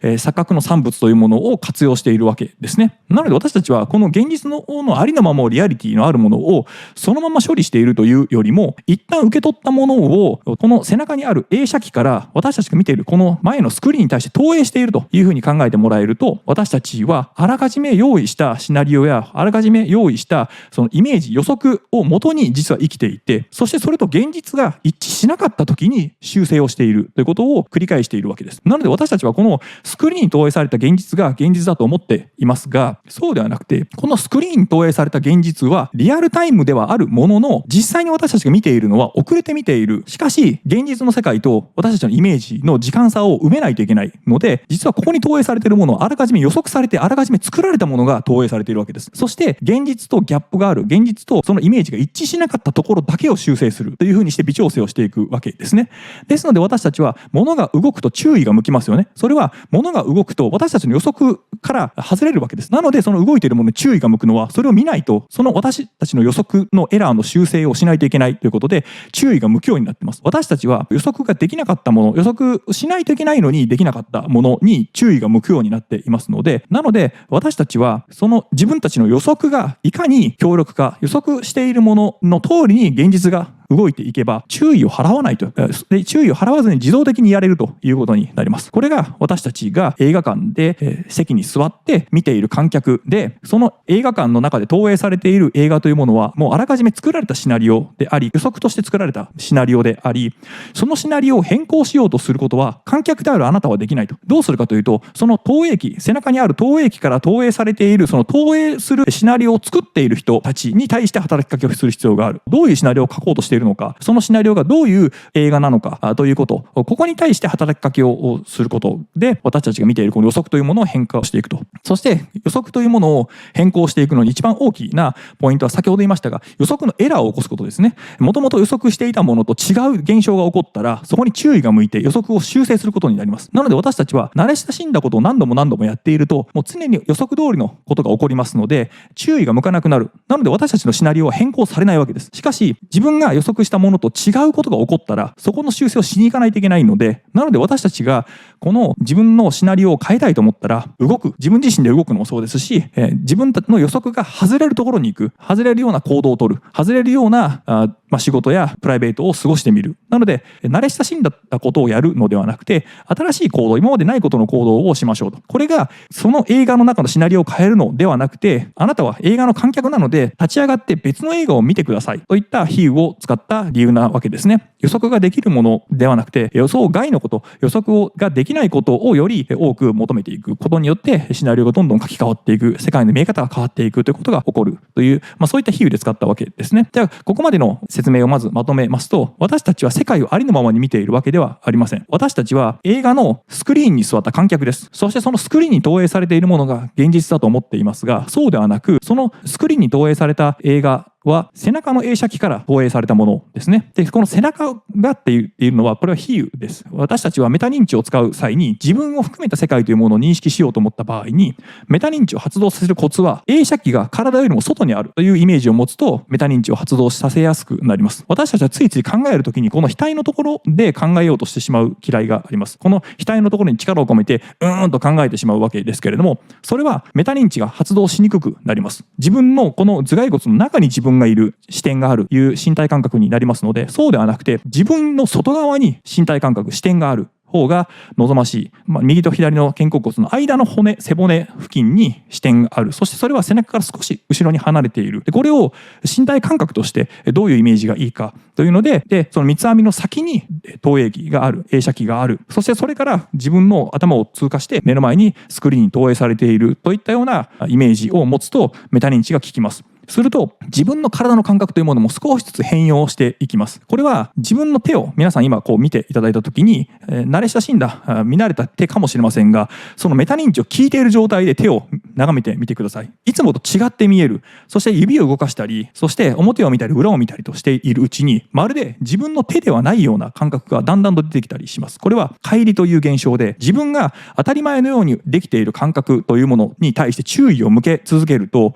だんだんとその感覚自体を疑えるようになるわけですね。私たちの感覚というものはいくら早くても50ミリ秒遅れるということは、実際にはこの指を動かしてから50ミリ秒後に私たちは知覚しているわけです。しかし脳はそれを騙す形で予測をして、50ミリ秒後にはこうなっているはずという感覚というものを内部で作るわけです。するとどうなるかというと、私たちのこの手を動かしている感覚と脳の中で作った感覚というのは実はずれていて、でその修正を常に実際にはしているわけなんですけれども、ここに普段は注意を向けないので、それが錯覚であって、かつ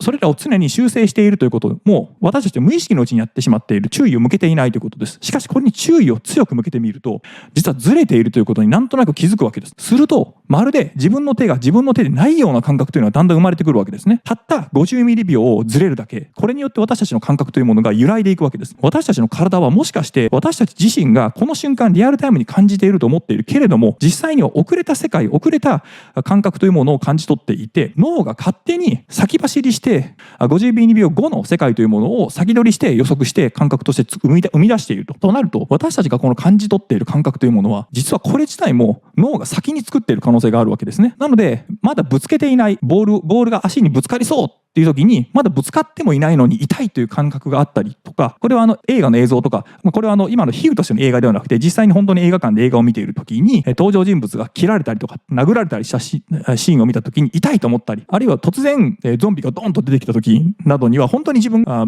ゾンビに襲われたかのようにしてドキッとしたり痛っとなったりすることありますよね。それは脳がそのような痛みという感覚を生み出しているわけです。ですので私たちが感じている本当の身体的な痛みと脳が生み出している痛みというものは、実は脳にとってみればほぼ同じ状態ですので、それがイリュージョン、脳が生み出したものなのか身体的な入力として入ってきたものなのかというのは私たちにはなかなかわからないわけです。しかしじっくりと注意を向けて観察してみると、これは身体的な感覚だなというふうに分かる瞬間というのが出てきます。これが自分の本当の体の動きというものを理解していく上で重要になるわけですね。大谷選手のバッティングフォームをこういうフォームで打っているということを解説できる人はいるけれども、実際に大谷君のようなバッティングはできないと。それは体の使い方、メカニズムを分かっているというのと感覚として分かっているとは別だということですね。なので今言いました脳は遅れた情報を受け取っている。しかしそれらはあらかじめ作られたものであるものを先に使うことによって私たちはこの現実の世界に対応できる。このメカニズムが分かっている脳科学者や、神経科学者、あとは心理学者、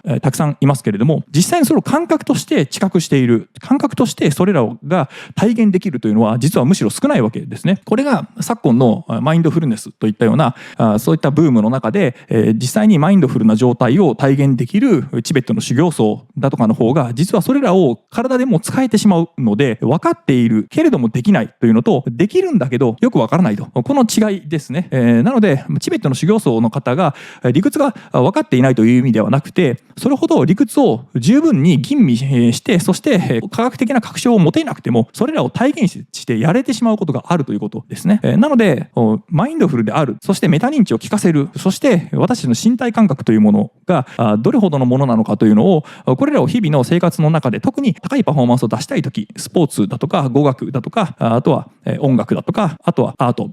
センスを問われるような場面ですね、とか空間認識をしないといけないときとかなどに使えたりするわけです。トレーニングをする際に自分たちの身体感覚というものをいかに正確に、そして鋭敏にそれらを捉えることができるか、これによってパフォーマンスは変わってきますので、このメタ認知、そしてマインドフルであるという状態、これらをいかに作れるかというのがコツになってきます。で、これらをこの、いわゆる乖離というその身体感覚と自分が感じている感覚というものにだんだんと乖離してくる現象、これを、催眠の世界ではトランス状態と言います。で、これがどんどんと深まってくるとその感覚がどんどんとずれてくるわけですね。でそれはたった50ミリ秒なんですけれども、その50ミリ秒が長く感じることによってどんどんと身体感覚が遅れてくるように感じるわけです。実際には遅れてるその秒数は変わらないわけですけれども、感じ方が変わってくるわけですね。そうなるとどんどんと自分の身体的な入力というものが遅れてくるというふうになってくると、これがトランス状態が深まってくるとなります。そうなると体はほとんど動かなくなってきて、そしてそれ当然感覚が遅れてくるような感じがありますので、自分の動きが自分が思っている動きになってないわけですよね。体が遅れているように感じると。でこれを催眠の世界ではそれを術者、催眠をかける人が意図的にその催眠をかけられる人に対してそのトランス誘導といってトランスの状態に導いていくわけですけれども、それを自分でやってしまう自己催眠ですね。自分自身でそのトランス状態を持ち込むということをするようになると、その状態になるとその感じている知覚している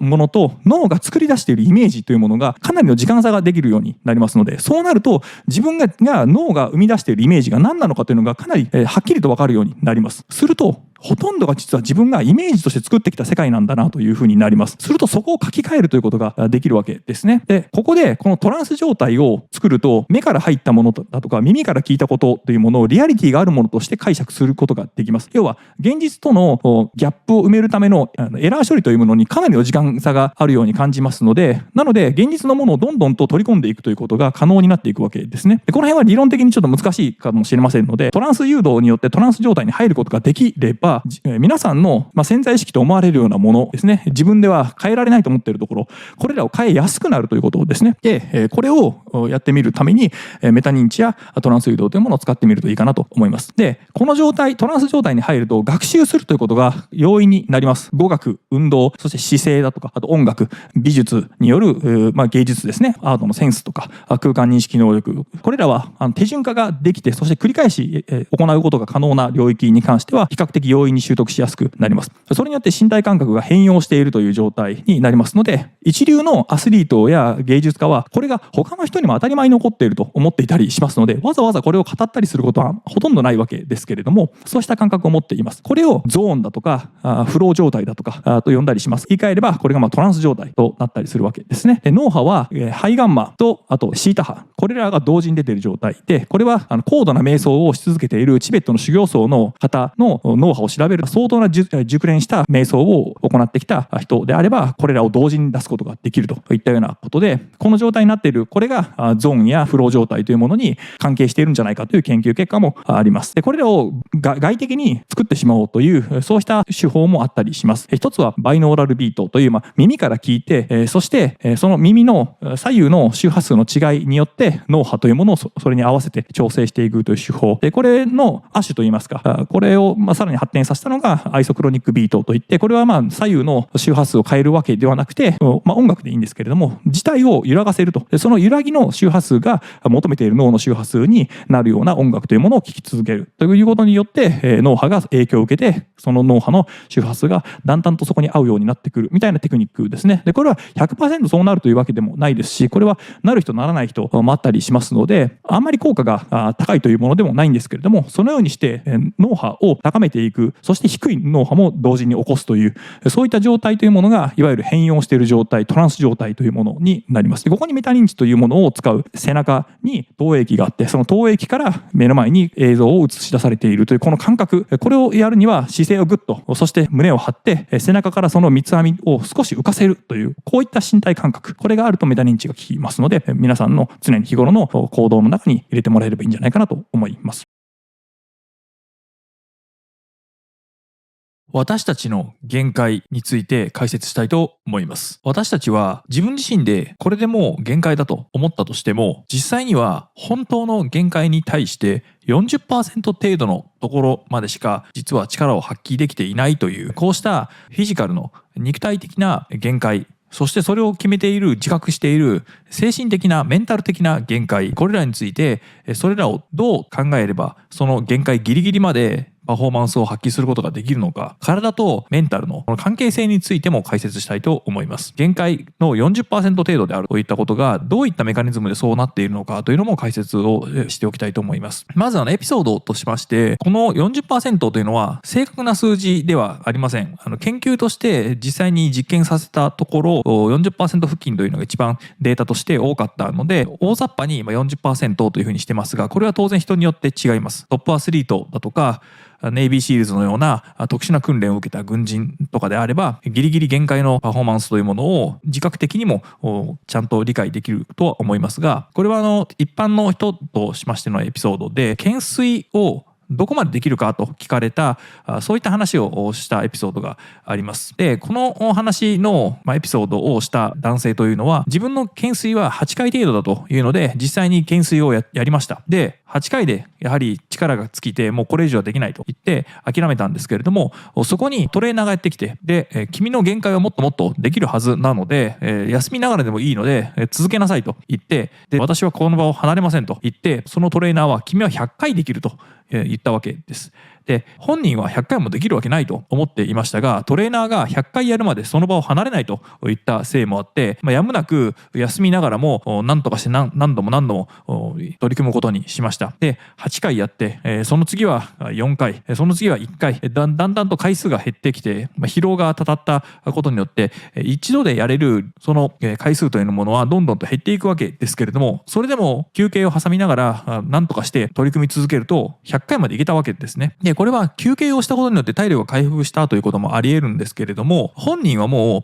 これ以上は無理だと思っていたところをもっとやれというふうに迫られたことによって、その肉体がこれが限界だと感じているものというものは、実際にやってみたら強制力を働かせると意外にできるもんだといったことを示したエピソードになります。で、私たちは自覚的に自分たちの肉体、筋力やあとは認知ですねのパフォーマンスというものをかなり低く見積もるように設定されています。これは疲れ、疲労だとか、あとは限界だと感じるようなメンタリティというものは、それは太古の昔、私たちが自然界で生活をしていた際に、自分の体を酷使するとより早くエネルギーが消費されてしまいます。多くのカロリーを消費してしまうわけですね。これは自然界ではいつ食べ物が手に入るかわからないので、できる限りカロリーは温存しておいた方がいいわけですね。なるべく無駄遣いをしないようにして、そして無駄な動き、無駄な作業というものはなるべくしないようにして、そしてその温存しておいたカロリーをちびちびと使っていく。そして獲物を取らないといけないとか、急な際に逃げないといけないとか、戦わないといけないといった本当の緊急事態においてのみ、そうしたエネルギーを一時的に瞬発的に使うように進化しました。なので私たちの実はこの体のメカニズムは大半は体がいかに怠けるかどうかというところに多くの仕組みというものが備わっています。なので私たちはできる限りカロリーを使わずに、できる限りそのエネルギーを温存するような体に進化しているわけですね。しかし今私たちが生きているこの現代社会ではカロリーはたくさん手に入りますし、そしてその得たカロリーを私たちの体はまだそこまで進化していないので、そのエネルギーをなるべく使わないようにちびちびと消費していくわけですから、そうなるとカロリーが溜まっていくわけですね。これが現代人を取り巻く肥満といったような飽食の時代に私たちの体が適応できていない結果になります。でこれほどまでにその自然界を見渡して肥満が問題になるような時代というものはありませんでした。ですので私たちの限界を私たちは低く見積もることによって簡単にブレーキをかける、そしてなるべく動かないように、なるべく無駄な作業はしないようにというふうに進化したわけですね。なので私たちの脳や私たちの体というのは怠け者になるように実は設計されていて、それによって私たちは生き延びてきたわけです。チンパンジーやゴリラと違って人間というものは太りやすいという性質を持っている。これによって私たちはなるべくエネルギーを使わないように節約することによってむしろ太れるようになりました。なので私たち人間は他の霊長類に比べても非常に太りやすいんですね。で、太りやすいことによって飢餓の時代も生き延びられるようになった。ということは私たちは生来的には実は怠け者として進化することによって生存戦略を生き抜いてきたわけです。ということは私たちは他の生き物よりも疲れやすく、そして限界だと感じるラインが低いという特徴があります。ですので私たちは自分がもうこれ以上ダメだと、無理だ、疲れていると思ったとしても、実はそれは脳があなた自身にもうこれ以上動くなといったようなブレーキをかなり低いところでかけていて、実際にはまだまだ本当はやれて多くのエネルギーを使うこともできるにもかかわらず、そこに慣れてしまうことによってすぐに自分の限界だとか自分の疲労ですね、疲れというものを感じることによって自分自身の動きを止めてしまうといったことが起こります。トップアスリートだとか特殊な訓練を受けた軍人だとかであれば、トレーニングの中でもすでにその経験をさせられます。私も野球を長らくやってきましたので、中学校とかでも限界を超えてもうこれ以上走れませんとか、これ以上練習できませんとなっても、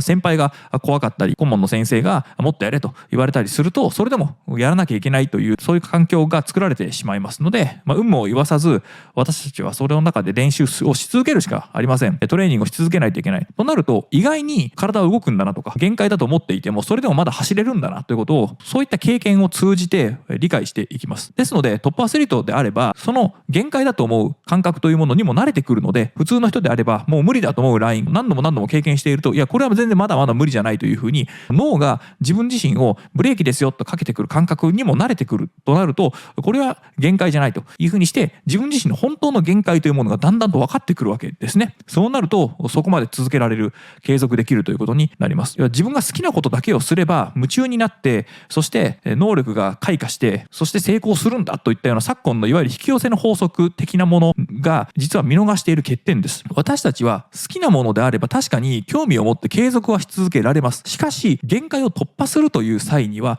好きなだけでは限界突破できません。その手前で疲労だとかこれ以上ダメだという限界のリミットの通知というものが脳からやってきますので、好きだというだけでそこでやめてしまうんですね。なのでそれを超えようと思ったらそれを超えなければならないというプレッシャーだとかストレスが必要になります。ですので引き寄せの法則で言うような好きだから継続できる、そしてなりたい自分になるんだということを思い浮かべればなれますと言っているのは、一面では確かに好きなものの方が継続する率が高いですし、継続し続けられるというそのスタンスが長期的には効くんですけれども、しかしそれでもその伸び方、その自分自身が好きだから取り組んでいるというそのスキルの向上の仕方というのはそんなに大して高くないわけです。これが賛否あると思いますけれども、日本の高校野球とかで過酷なトレーニング、過酷な練習をし続けた強豪校の方が弱小高校よりも強くなるのは、そこが実はポイントで、もうこれ以上ダメだと、もうやりたくない、走りたくない、もうこれ以上バット振りたくない、限界だと思っていても大丈夫だ、お前の限界はまだ先だと、トレーニングを継続しろと、練習を継続しろと言われてさらにやろうとすると、それでも体は動くと、そそうなると、なんだ俺まだ動くじゃないか、まだいけるじゃないかということに気づき、そして精神的にもそれ慣れてくるので、すると自分の限界というものを超えるということ、こうした経験を体感的に分かってくるわけですね。すると実は限界ではなかったんだということに気づくわけです。なので限界はまず一つ目は、自分自身が決めた限界というものはかなり低く設定されていると。ここにまず気づけるかどうかですね。なので、これは日常的に筋トレをしたり、トップパフォーマンスとして、そうしたものを日常的に取り組まれてきた、そういった経験のある人であれば、まず一つ目の自覚として理解できると思います。自分が体感している限界というものはかなり低いところに設定がされていると。そしてそれを超えた後ですね、また次の限界の体感というものが出てきますが、一度目を超えてしまえば、二度目3度目のラインというものはもう体感的に経験的に分かってきてますので、もうこれ以上無理だと思うところのラインというものを何度も何度も経験していくと、本当の限界というものがだんだんこの辺なんだなというのが分かってきますので、そうなってくるとそこでやめて、そして疲労がたまりすぎないように休養したり栄養補給をしたり睡眠をしたりということをしていきながら、自分自身の体力的なものを回復させてさらに強くしていく。そしてそれはメンタル的な部分もそうですけれども、回復させていくということをするわけですね。引き寄せの法則のように、好きなものをイメージして、そして自分がなりたい自分というものをイメージすれば、すなわち自動的にそうなっていきます。なぜならあなたの能力がその好きなものに対して興味を持ち続けて、そして必要な情報をあなたが取ってくるからですといったような、この理屈はとても魅力的ですけれども、これだけでは皆さんの持っているポテンシャルを最大化することにはならないということ、これを今回お伝えしたかったポイントになります。辛いとかこれ以上継続できないとか、もう限界だとなった時にでも、それを上回るように仕向けてくるような強いストレス、これが実は必要になってきます。これが時にトレーニングコーチだったり、ビジネスの世界であれば先輩のメンターだったりとか、同僚との競争だったりとか、そうした外的なストレスがあることによって、その限界を超えなくてはならない、超えざるを得ないというシチュエーション、これらを経験できるかどうか、体感できるかどうかによって、好きなことを継続してやっていく、その中にも大きな壁や超えなければならない障害は必ず出てきます。で、出てこないとしても、それは出てこないだけであって、自ら設定するべきです。そうなれば、本当に持っているポテンシャル、本当に持っているパフォーマンスというものを、その一瞬の瞬発力で飛び越えられるような、そうした強さというものも身につけられるようになり、それを発揮できるようになります。なので、もともと飛び越えられるような力を持っていても、ブレーキがかかっているせいで飛び上がれない、その高さで自分で止めてしまうということが今の皆さんでも起こっているという、そういった現象ですので、本当はもっと高く飛べるであれば、高く飛ぶためにリミッターを外すと、それは自分自身がもうこれ以上無理だと、それは脳が作り出しているリミッターとしての感覚ですね。これが皆さんが感じる疲れだとか限界だといったような感覚ですね。これがまず脳の中で作られて、なるべく休ませよう、動かさないようにしようというふうにブレーキをかけますので、まずこれを超えること。そして長期的にはやはり好きなことだとか興味があることでなければ継続し続ける、それを追い求めるということができませんので、なので好きなことさえしていればなんとかなるではなくて、好きなことを追い求めて、そしてそこで高いパフォーマンスを出すのであれば、つい怠けてしまう、つい高い壁から逃げてしまう、自ら望んで高い壁を設定しようという、そうした気分になれない場合には、外的な力として他者との競争だったり、プレッシャーを与えてくれるコーチだったり、そういった導きをしてくれるメンターだったり、こういった存在がいれば、皆さんはより高いパフォーマンスを出せるようになるという、そういった仕組みになります。で、この外的なストレスというものを自分自身で作り出せるというのが最もいいやり方かと思いますが、なかなか初めは難しいんですけれども、しかし全く可能性がないわけではありません。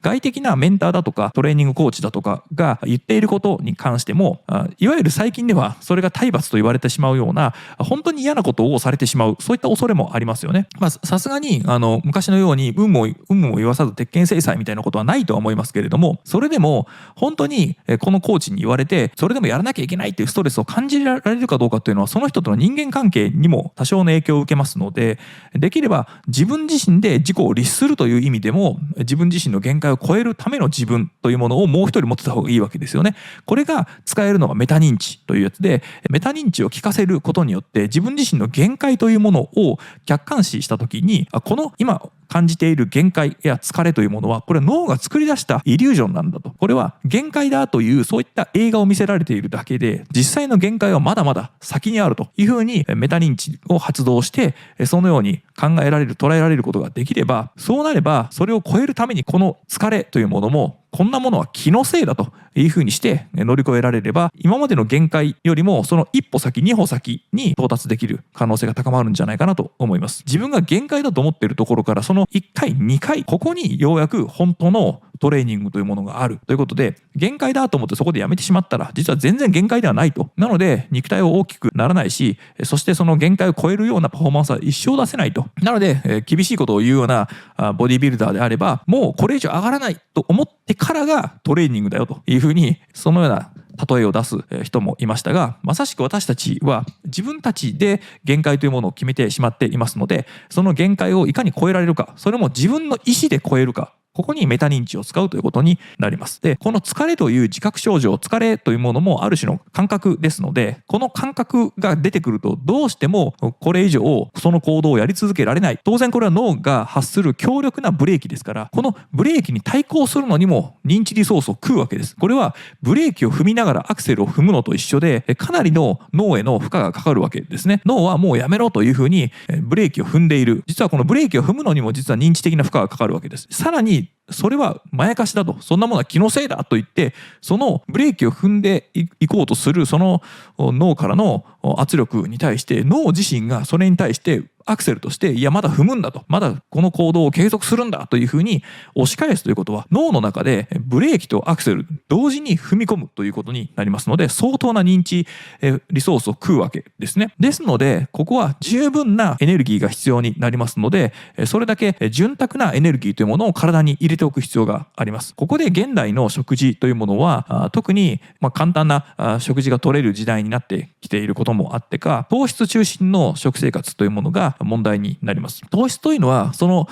摂取する量に対するエネルギーになる割合というものが低いんですね。全然エネルギーとしての質は悪いわけです。でそれを日常的に食べていると全然エネルギーが足りないので、そうした脳の認知的なリソースを使おうと思った時に本当の意味のエネルギーが足りないということになってしまいます。ですので食事は脂質をなるべく中心として、そしてタンパク質を豊富にとっておく、こういったことを継続的に日常的にしておくことによって、本当のエネルギーというのは体にあると、そしてそのエネルギーが使える状態になっている、そうした豊富なエネルギーがある状態を作る、これがまずスタートで、それがあるからこそ体が動く、脳が動く。そして先ほどのブレーキをかけようとした、それに対してさらにアクセルで踏み返すといったことをする、限界を超えようとする、その意志力というものを、そのエネルギーがあることによってできるわけですね。でなので現代人の摂取カロリーというものがだいたい今だと2000から2500ぐらいが摂取カロリーの目安推奨になってますけれども、現代人は実際にはそれよりももうちょっと低いわけですね。1800ぐらいしか取っていないと。そうなると慢性的に実はエネルギーが足りてないわけです。しかしそれで餓死する人はいないですよね。なんでこれでも生きていけるかと言いますと、それだけ日常的にずっとブレーキをかけ続けているわけです。なので皆さんは実は自分たちが持っている認知的な脳のポテンシャルも体のポテンシャルもずっとブレーキをかけたまま節約でやって体が生きているわけです。まず食べましょう。そしてエネルギーを体にたくさん入れましょう。そしてそれをエネルギーをいつでも使える状態にするために糖質を減らしましょう。それによってエネルギーとなる純度の高い、そして質の高いエネルギーというものをいつでも使える状態というものをまず体が適用していくようになる。そうなると脳の認知的なリソースも肉体的なリソースもある程度無理をしても大丈夫だというふうに体がだんだんと慣れてきますので、そうなると脳も限界というものをあまり低くで抑えようとしなくなってきます。それだけ潤沢なエネルギーがあるというふうに体の状態が、脳がだんだんとモニタリングして分かってくると、するとその限界値を少しだけ引き上げるようになってきます。それでもそのエネルギーを取ったというだけではそのラインは少し引き上がるだけで、今までできなかったことを急激にできるほどまでに引き上げたりはしませんので、まずは初めはエネルギーをちゃんと取ること、そしてその後にその限界がやってくるという際のその限界の感覚、疲労の感覚、その錯覚として生まれている脳のブレーキ、これをアクセルで踏み返すといったことを継続してやってみてください。この際に姿勢が少し使えるポイントとなりますが、肩甲骨をぐっと寄せて、そしてこの肩甲骨と肩甲骨の間の背骨をぐっと張ってみると、そうなるとその背中の筋肉というものが一時的に緊張します。でそこに意識を向けて、かつその背中よりもさらに奥、さらに後ろ側、体の外側に意識を向けて集中して、そして世界を見る、認識する。これは前々回や前回でも言いましたけれども、三つ編みが垂れていて、その三つ編みの先に皆さんがこの世界を見ている投影機があって、そこから映し出されたその映像というものを私たちが日常的に見ているといった比喩を使いましたけれども、その映像を見ているんだという感覚、このメタ認知を働かせるという感覚が生まれれば、皆さんが今味わっている、そして疲れだとか限界だと思っているこの感覚も脳が生み出したもので、実は現実ではない、本当の現実そのものを感じ取っているわけではなくて、脳がそのように見せているある種のスクリーンの投影されたストーリーであるというふうに見抜くことができれば、十分にメタ認知が効いていますので、そのメタ認知を効かせた状態でこのまま疲れに身を任せて休んでしまうとか、ここで行動を緩めてしまうとかやめてしまうではなくて、ここで継続することによって自分の限界や能力のさらにその先というものを発揮できるというふうに考えれば、その感覚に負けるわけではなく、その感覚が出てきたとしてもまだまだその先にあるんだというふうにして行動することができると。そうなるとだんだんとその感覚自体も慣れてきますので、これは全然限界ではないというふうに分かってくると思います。なのでそういった経験体験を何度もしていけば、皆さんのメンタルもそして体も強くなってきますし、自分自身の限界というものは非常に低いところに設定されているんだなというのも分かると思います。これはある種の強制的なメンタルトレーニングの第一歩と言えると思いますが、そういった意味では好きなことだけして生きていきましょうとか、望めば夢が叶うんだといったようなそういった成功法則的なものが実はあまり役に立たないのはこういう点にあります。嫌なことから逃げる、嫌なことというのは疲れだとか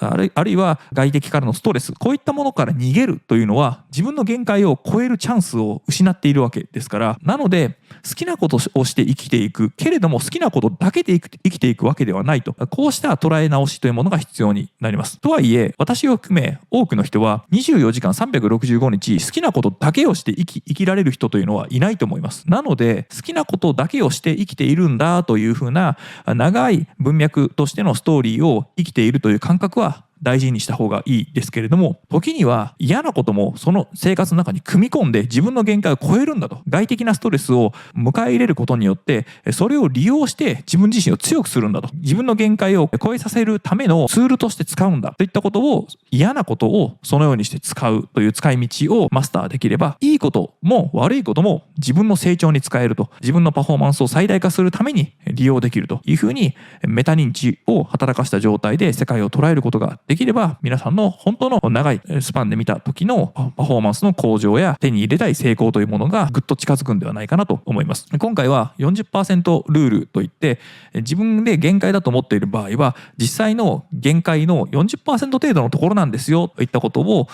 お話ししましたけれども、限界というものを自覚する、限界というものを感じさせることによってなるべく休ませよう、なるべく無理をさせないようにしよう、そしてエネルギーを温存させようといったような生存戦略上のメカニズムというものがありますので、これらを頭で理解していれば自分の限界というものを突破する際にもあまり恐れずに突破できるんではないかなと思いますので、ぜひ参考にしてもらえればと思います。メタ認知を実際に活用をして持っているポテンシャルを最大限に発揮するための身体感覚、これをさらにスポーツだとか、あるいは創造性を使う、そうした認知機能を持っている潜在能力を最大限に発揮するためのテクニック、実践編ですね。これを解説したいと思います。ここまでメタ認知というものがいかに重要であるか、そしてそのメタ認知を常に高度な状態で使い続けながらも、私たちのこの潜在的な能力、意識を超えたスピードで操作する場合、例えば手を動かす、これも筋肉を動かしているわけですし、私たちは心臓やそして呼吸、こういったものもある程度意識を向ければ活動しているということが自覚できても、胃だとか腸だとかこの内臓機能やまた免疫、こういったものに関しては全く私たちが意識のコントロール下に置けない。しかし実際に活動していることは分かっている脳や腸というものにもこのニューロンを介したそうした連携というものも行うことによって生存していく上で有利なように活動をし続けているわけです。私たちは実際にこの体を使って何かをする、そして脳の認知機能を使って何か思考をしたりとか、今私のようにこのように口を動かして会話をするといったことも常に自動で私たちの意識のその下にある私たちが意識できない領域で常に活動をしているわけです。意識しない方がいい領域、これらの能力を最大限に発揮するためには、逆に意識するところが邪魔をしてしまうというのはまずいわけですね。スポーツをしている人ならイメージしやすいかもしれませんが、自分のフォームを気にしすぎると結果がうまくいかないということがあると思います。私はピッチャーでしたので、マウンドに立って打者に対して、そしてそのボールを受けてくれるキャッチャーに対してどんなボールを投げるかということを本来は気にしなければならないんですけれども、自分のフォームが気になる、肩の位置だとか腰の開き方とか、どの位置に足がつくか、こういったことを気にし始めると、そのボールの行く末よりも自分のフォームの方を意識が考えてしまうことによって、本来の体のスムーズな動き、それも最大出力としての筋力を連携させて最も力が出るというその動き、これ自体が阻害されてしまう、ぎこちなくなってしまうことによってうまく最大のパフォーマンスが出せない。これは筋肉を動かすということに使える神経回路のスピード、これは非常に速いんですけれども、しかし私たちのこの思考という意味で考えることができる意識を持てる領域の思考というのは遅いんですね。これは本能と理性、感情と論理的思考、こういったものでよく対比されることがあります。ダニエル・カーネマンはこれをシステム1、システム2といったような言い方をしたりしながら、速い思考、ファスト思考とスローの思考、これで速い思考というものは感情的であり本能的である。それに対してスローなものというものは合理的であり論理的であり、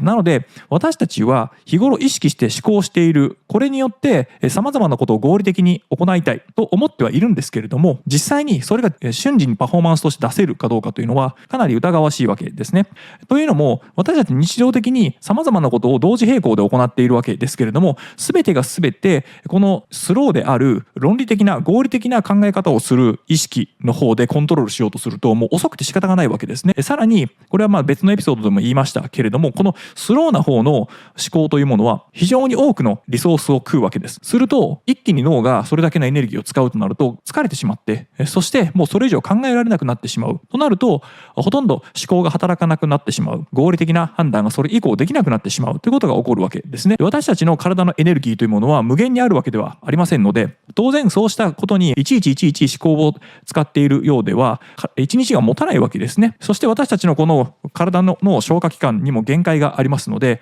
そのエネルギーを山ほど食べれば使えるようになるのかというとそうでもないわけです。実際には食べたとしてもそのほとんどがその能力をオーバーして摂取したとしても、それらは排泄されてしまうか、もう食べれなくなって吐き出してしまうか。なのでエネルギーとして取り込むにも上限があるわけで、そしてそのエネルギーを使う場合にも上限があるわけです。となると、なるべく早く決断をした方がいいところや、体を動かすだとか慣れ親しんだ動きに関してはなるべくそのファスト思考、いわゆる潜在意識の方で感情やそうした感覚というもので意思決定をしていくように自動化してしまって、合理的な思考だとかよりメタな思考の方には意識を使うという、この組み合わせがいいわけですね。なので私たちが日常的に行っている作業のほとんどが実はそのようにして行っているわけですけれども、スポーツだとかあとビジネスのシーンだとか何らかの結果パフォーマンスを出したいと思う時にはそれらが逆になってしまう、うまく噛み合わないということが起こるわけです。なので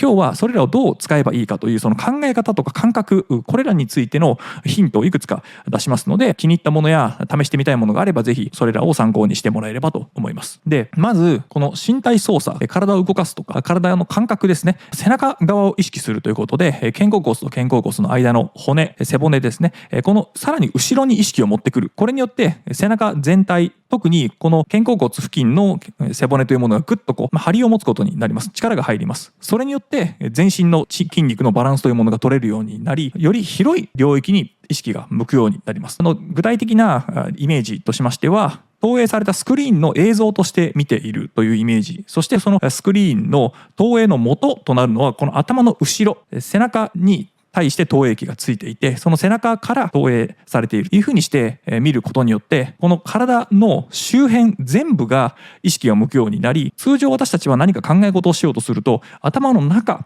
この額の付近の内側で考えようとしてしまいます。そうなると自分たちの考え方というものがぐっと狭まってしまうことによって、ある種集中しているとも言えますが、逆にターゲットとなる目標以外のものが捉えられないという視野が狭くなってしまうという恐れもあります。私たちはこの世界を生きていて、様々なチャンスや様々な情報というものが飛び交っていますので、自分の目標だとか自分の生きていく上での有効だと思うもの、有益だと思うものはいち早くキャッチできた方がいいわけですけれども、自分の内側に何かを探そうとしてしまうこの状態が長く続くと、そうしたチャンスを見逃してしまう恐れがあります。あなたの成し遂げたいことやあなたの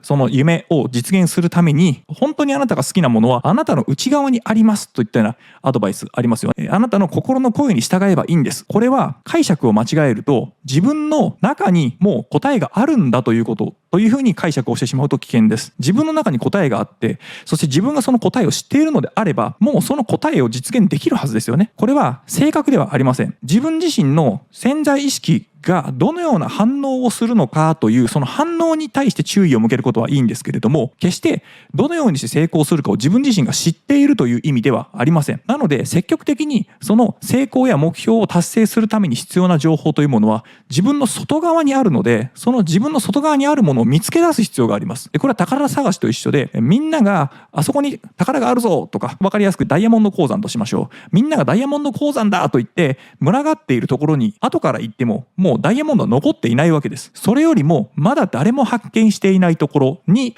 いち早くそのダイヤモンドがあるんじゃないかというふうに察知をして、そしてそこにいち早く行くことによってファーストムーバーとしてそこのダイヤモンドをなるべく多く自分のものにすることができるわけですね。ですのでどんなことが自分にとって自分の人生にとって有益なことになるのかとか、自分が達成したい目標に対して必要な情報というものは外側にある。なのでなるべく自分の意識というものは広く、そして自分の目標に有益なもの、役に立ちそうなものというものに対してセンサーを働かせて拾ってくるといったような意識の持ち方、これがメタ認知。自分を真ん中に置いて、そしてその自分をさらに斜め上の自分が眺めている。なので自分とその周りの空間、これらを自分は意識として捉えているといったような形で、その領域をどんどんと広げていけば、私は今部屋にいますが、この部屋の中だけではなく、例えば港区、さらに東京都、さらに日本といった大きい空間で捉えることができるわけです。今の時代は情報空間、こういった YouTube もそうですし、Facebook や X、こういったものでは世界中の情報が拾えます。なので情報空間というところまで意識を広げれば、それこそかなり広い領域から情報をピックアップすることができるわけですね。しかし情報空間で注意しないといけないのは、その皆さんに対して流されてくるフィードはそのプラットフォーマーがアルゴリズムに基づいて配信をしてますので、必ずしも皆さんが求めている目標に対して有益な情報が流れてくるではなくて、プラットフォーマーが最も稼ぎやすい形として流してくる情報なので、そこはプラットフォーマーの目的に応じた情報が流れてくるだけです。なので皆さんをより長くそのプラットフォームに留めることによって広告収益がプラットフォームに入りますので、なので決して情報空間まで意識を広げましょうといったところでずっと YouTube を眺めていたり、ずっと Facebook や X をスクロールし続けるみたいな形では皆さんにとって有益な情報が手に入るとは限らないわけですね。手に入る可能性もなくはないですけれども、プラットフォーマーが利益を取れるようなアルゴリズムにただ従っているだけでは手に入る可能性は低いですので、能動的にそのあたりは情報の発掘をしていく必要がありますが、イメージとしましては自分がいて、そしてこの周辺の空間、周辺の領域も自分だというふうにして、もう一人の自分が斜め上から見ている。これを私は斜め上ではなくて肩甲骨の後ろあたりの投影器、ここが自分の本当の情報をコントロールしている。情報に対してどのように認識するかということを決めていて投影をしている自分というものがいて、そしてこの肉体としての自分はそのスクリーンの前に座っている観客であると。でこの映画館の世界から出ることができない観客としてそのスクリーンをずっと見続けさせられているというようなイメージを持っていただければ、メタ認知というのはそういった状況なのであるということがイメージできれば、それはメタ認知が発動している状態になります。私たちは多かれ少なかれこのメタ認知が一瞬でも出る、そうした特性がありますので、ずっとそのメタ認知の状態を維持できれば、するとそのメタ認知の状態を維持した上でスポーツやビジネスというものでどう発揮するかというイメージの持ち方ができるので、準備としてはメタ認知の発動できる状態というものをまず先に作ってください。次に身体操作として、そしてこの頭の使い方としてどのような使い方をするかというのを引き寄せの法則といったものと対比させながら説明してみたいと思います。引き寄せの法則、皆さんは一度は聞いたことはあるんじゃないかなと思います。特にこの私のエピソードを聞いている人であれば、なんとなくでも聞いたことがある、もう結構しっかり聞いていて実践しているという人がいるかもしれませんが、引き寄せの法則というのは強く願えば、願望を持てば、それらが自然に自分の元にやってくると。なので引き寄せると。これは自分が何か努力をするというよりも、強く願っていれば私たちの脳とか潜在意識というものは勝手にそれを探してくるので、なので自分が達成したい目標に近いような情報だとかその行動を勝手に取ろうとしていく。それによって自分を望ましい求めているものに近づいていくということで引き寄せていくというそういったニュアンスの理論になりますが、この前提というものに対してひっくり返すところがありますので、少しだけ注意深く聞いてもらえればと思います。引き寄せの法則ですけれども、この引き寄せの法則だけをやってもうまくいきません。何かを強く願えばその夢が叶う。これを本気で信じられるかどうか。皆さんの多くはただ願えば、強く願えば願いが叶うといったようなことに違和感を感じるんじゃないでしょうか。行動が伴わなければ結果は出てこないというごくごく当たり前の、そして皆さんも普通に同意ができるであろうこと、ここが省略されてしまっているわけです。強く望めばその自分が希望する未来というものが勝手にやってくると。しかし行動を起こさなければ現実は変わらない。なので行動をどう起こすかの方が大事なわけですよね。で、その行動を起こす際に自分の夢や希望に対して近いような行動を取れればいいわけですけれども、この際に私たちの無意識、私たちのこの潜在意識というものがどのようなメカニズムで動いているのかということを考えると、実はこの私たちの行動やこの動きに対するイメージの持ち方というものをぐるっとひっくり返してみると面白い解釈になったりします。これは引き寄せの法則に対してその逆で、私たちが未来を引き寄せるのではなくて、私たち、特に一人称として私としましょう。私が未来を引き寄せるのではなくて、私が未来に引き寄せられるといったようなイメージとしてイメージを逆転させます。これどういうことかと言いますと、例えばここにペンがあります。で、このペンをではこの机の上にちょっと置いてみますが、このペンを取りたいと思った場合、取りたいという願望を持った場合に、この状態でペン取りたい取りたい取りたいというふうに願望を唱えたとしても、実際に手を動かさなければペンが自分の手元に来ることはないですよね。しかしその逆と考えてみたらどうでしょうか。ペンが私の指を引き寄せていると。なので私の指はペンに引き寄せられていくというふうにイメージしてみると、するとそのペンに対して自分の手が動いていくのは、ペンが私の指を引き寄せている。そしてそのペンを持って紙の上に置く。これでペンによって紙の上に字が書けると。これは私たちはごくごく自然に何も考えずに日常的に行っていることですけれども、実は潜在意識が行っているというのはこういうことなんです。潜在意識というものはこの筋肉を動かすときにまず何をするかというと予測を立てます。予測というのはどれぐらいの力でどれぐらいの速度でその目標物に対して動けばこの目的を果たせるのかどうかということを予測するわけです。なのでペンを取ろうと思った場合には、このペンに対して手をどこまで動かせばいいのかということをまず初めに計算をして、そしてこの指の動かすスピードだとかというのを瞬時に判断していくわけです。で、それがもう私たちの脳には刻み込まれていますので、その計算も非常に効率のいい状態で計算がされた状態であるわけですね。毎回毎回予測というものを細かく計算するわけではなくて、過去に使った予測というものがもうこの記憶という状態で残されていますので、ただそれを参照して引き出してくるだけで持ってこれると。すると脳はそのエネルギーを節約した状態でそれらの行動がすぐに取れるわけですね。なので体を動かすとなった場合に、脳はまず目標であるこのペンを取るという動きをまず予測してシミュレーションをした上で、どこまで手を動かせばいいかということを実際に手を動かす中で、このペンを握ったというこの指先に来るペンを触ったという感覚、これによってペンが持てたのかどうかということをチェックして、そしてもし持てなかった、例えばペンを取ろうと思ったけれども違うところに指が行ってしまった、ペンが取れなかった、ペンに触れなかった、あるいは触ったけれどもうまくつかめなかったとしたら、それは脳にとってみれば予測のエラーですので、その触れなかったという感覚をもとに元々の予測を修正するわけです。それによって指をどのように動かせばいいかということをまたさらに再計算し直して指を動かしていくわけですね。なので私たちはこの目標となるペンと、今手が私の胸元にもしあったとしたら、この胸元にある手からこのペンまでの間の移動に関してはほとんど計算しなくていいわけです。なので予測としての結果は、このペンを取り上げる、これが結果だとしたら、ここまでの途中過程の動きというものは全く考えなくても、もう計算された後で予測としても計算してますので、いちいち考えなくていいわけですね。このようにして取ったものが私たちの無意識の中で、この一連の動きというものがもう脳の中では記憶されている状態、ただそれを参照するだけでできるわけですね。ここでエラーが発生した場合、ペンが取れなかったとなった場合には、それらを修正する、それが学習というやつですね。私たちは何かを新しく学ぶということを学習と呼びますが、こうしたエラーを起こした場合も学習されます。予測が間違っていたので、その予測を修正していくわけですね。ですので私たちの実は学習のメカニズムというのは、間違った時に学習が行われるわけです。予測が間違った時という意味ですね。なので全くの新しいことであれば、全くの新しいこととしてもともと予測していたことというのは、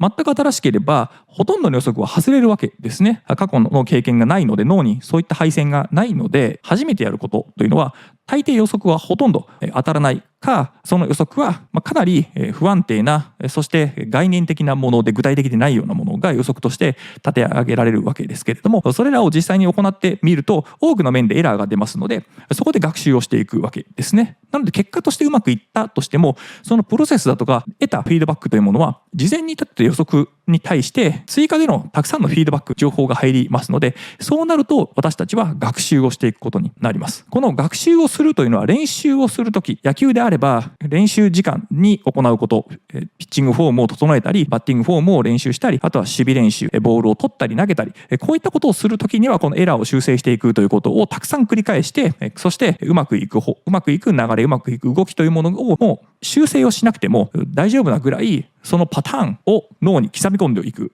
形を何度も何度もやるわけですね。それが練習の時はそれでいいんですけれども、いざ本番になった場合はですね、今までその練習の中で身につけてきたパターンをいち早く取り出す必要があります。特に試合だと結果を出さなければならないので、どのような結果を出したいかというその目的、ビジョン、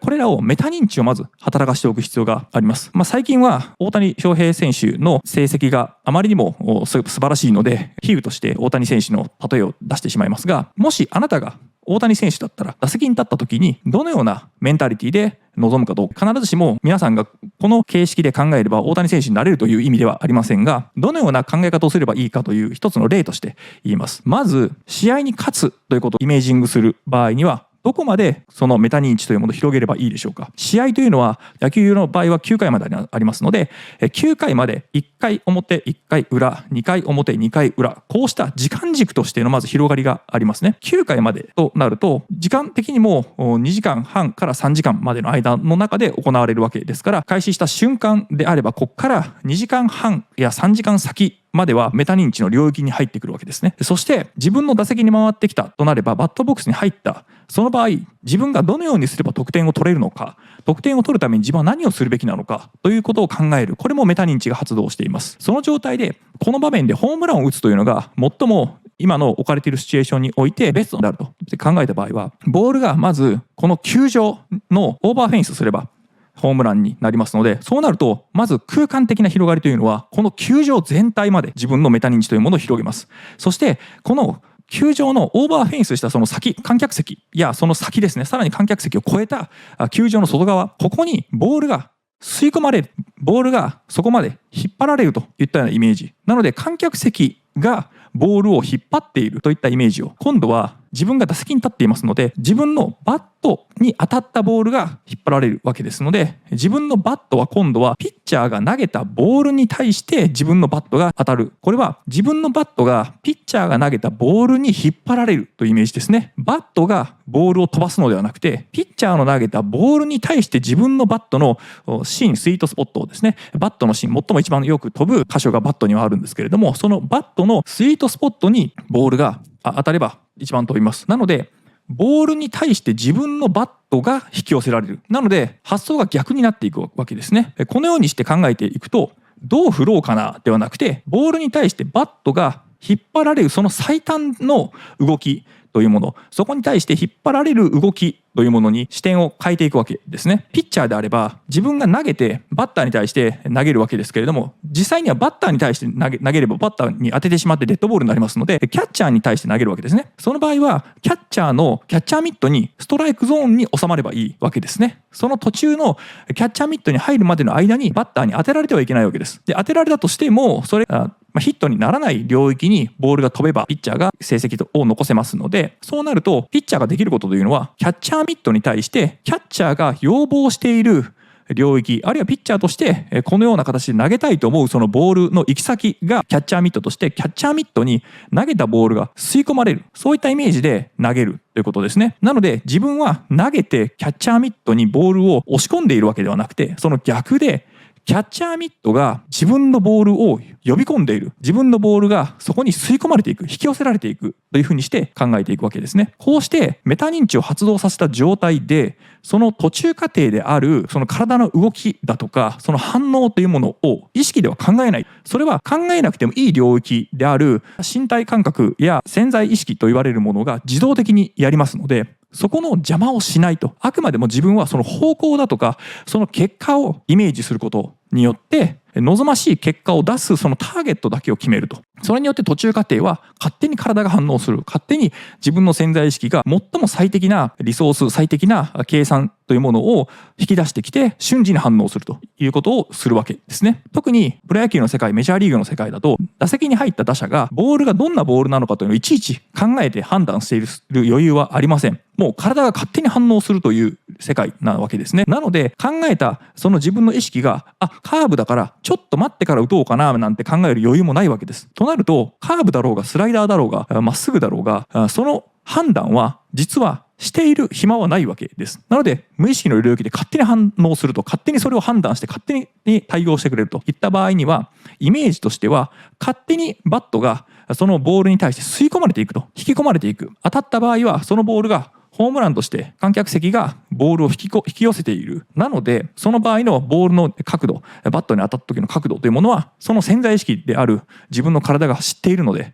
その角度でバットを当てに行くわけですね。私たちの意識というものはいかにこの潜在意識が持っている知識だとかその反応というものを邪魔しないかということになります。で、とは言っても潜在意識というものは全ての状態というものを把握するわけではありません。目の前で起こっているものに対して瞬時に反応はしていくわけですけれども、その全体の指揮統合というものを示す必要があるわけですね。で、皆さんの意識というものはオーケストラの指揮者のようなもので、全体としての流れや向かう方向性だとか考慮しなければいけないという意味においては広い視野を持ち続ける必要がありますが、具体的な演奏だとか具体的にどう動くかというのは潜在意識である各体やパーツに脳の瞬時の判断、早い判断ができる感情的なもの、感覚的なものに任せてしまった方がうまくいくわけですね。これは知識労働も同様です。私たちがどのようなものを作りたいのか、それによってどんな価値を生み出したいのか、どのような世界を作り出したいのか、お客さんに対してどのような価値を提供したいのか、お客さんをどのような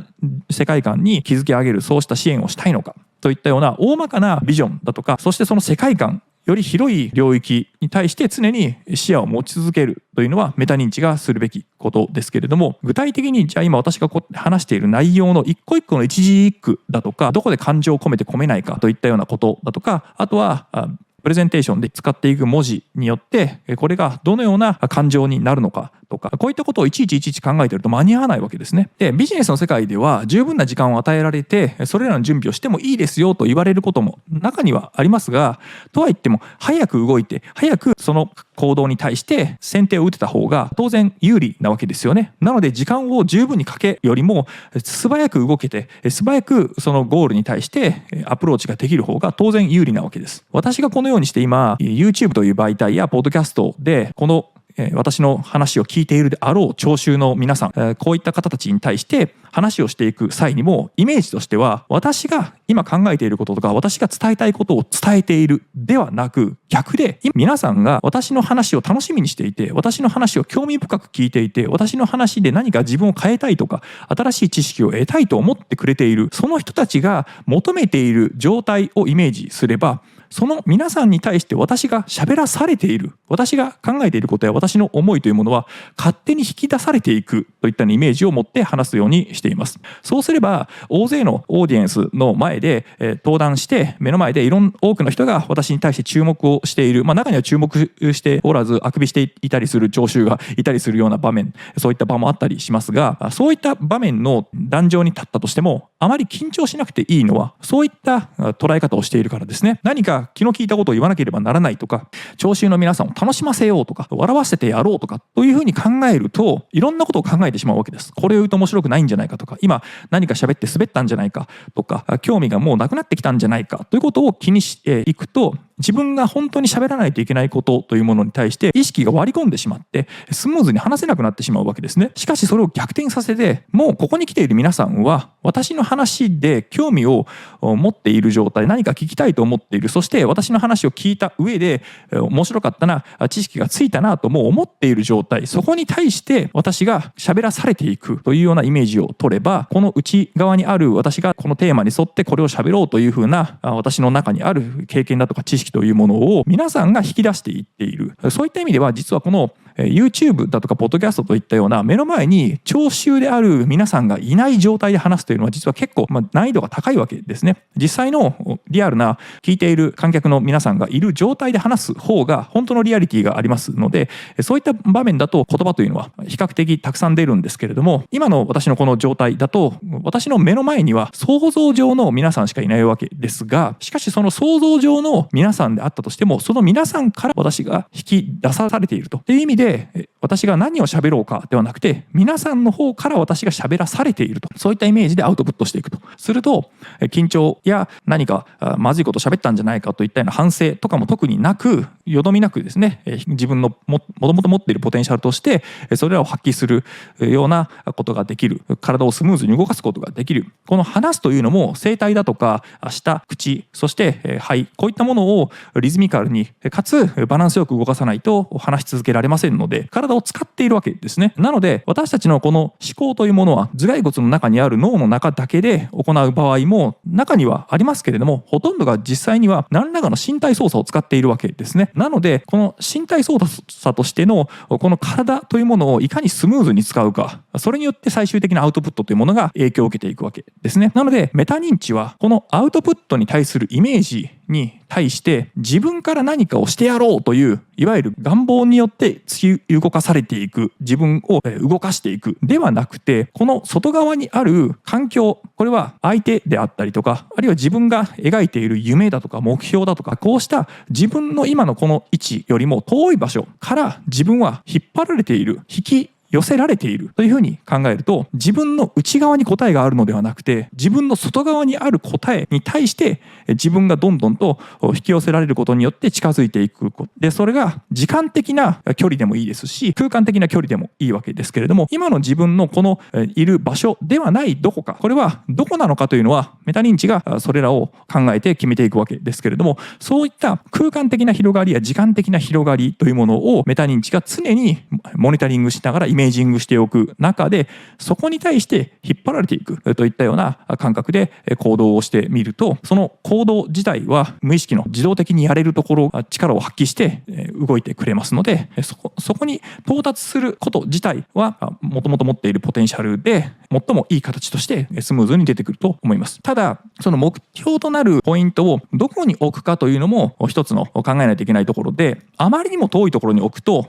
そこに対して無意識で一直線に行けるわけではなければ、考えないといけないとなると、その場合また思考が必要になりますのでダメなわけですね。ここにあるペンを取るという、これは非常に近いところで全く考えなくてもできるわけですね。なのでこのペンを取るというぐらいは難なくできますが、このペンを取って紙に書く、これぐらいもまだ何も考えなくてもできます。しかしこのペンを持って紙に書いて、この紙で書いた中、この文章が例えばピューリッツァー賞だとかヒューゴー賞を取るような重厚な文学を書くんだとかになると、考えないとならないとなるので、そこまでを無意識のうちでやってしまおうとなるのは、あまりにもそのポイントが遠すぎるわけですね。さっきの例でいけば、ホームランを打つというイメージを持った時に、ボールが観客席に吸い込まれるといったようなイメージを持つ場合は、そのホームランでボールが観客席に吸い込まれるというイメージを持てないといった場合は、それはホームランを過去にあまり打ったことがない、ホームランというものを実際にそれほど体験したことがない場合であれば、その具体的なイメージというものはつかないと思います。ですので、そうなればもっと手前のピッチャーから投げられたボールにバットが吸い込まれて当たると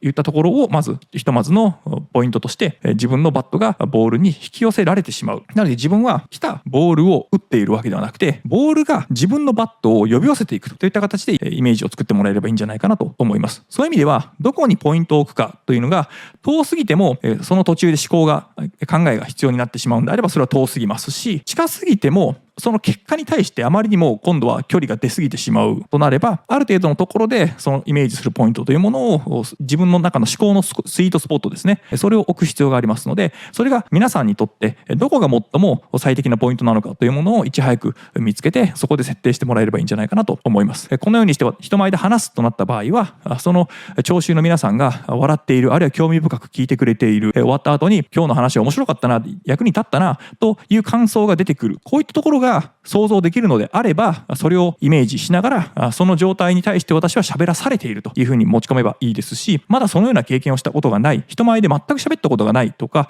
たくさんの聴衆の前で喋ったことが全くないという場合であれば、まずは目の前にいる一人に対して何かその人が興味がありそうなことを、自分がその人が喜んでくれている姿をイメージして、その人に対して自分は喋らされているといったようにして、少し範囲を狭めて近いところに置いてもらえるといいんじゃないかなと思います。なのでそういう意味では、その遠くにゴールを置けば自動的に叶いますではなくて、そのあたりのそのスイートスポットもつどつど調整していく必要があります。段階的に実際には近いところに最終的になるわけですけれども、その近いところがクリアして考えなくてもできるようになってくると、徐々にそのスイートスポットは遠くなっていき、最終的には非常に遠いところであったとしても、その途中過程は無意識のうち自動的にやれるようになるというところにまで発展させることができれば、皆さんの持っているポテンシャルというものはかなり高いところにまで上り詰めているというふうに考えることもできますので、ぜひその自分自身のスイートスポットを見つけて、そこに自分が引き寄せられているというふうに考えてみてもらえると、面白い体の感覚だとか、この世界を見る時の皆さんの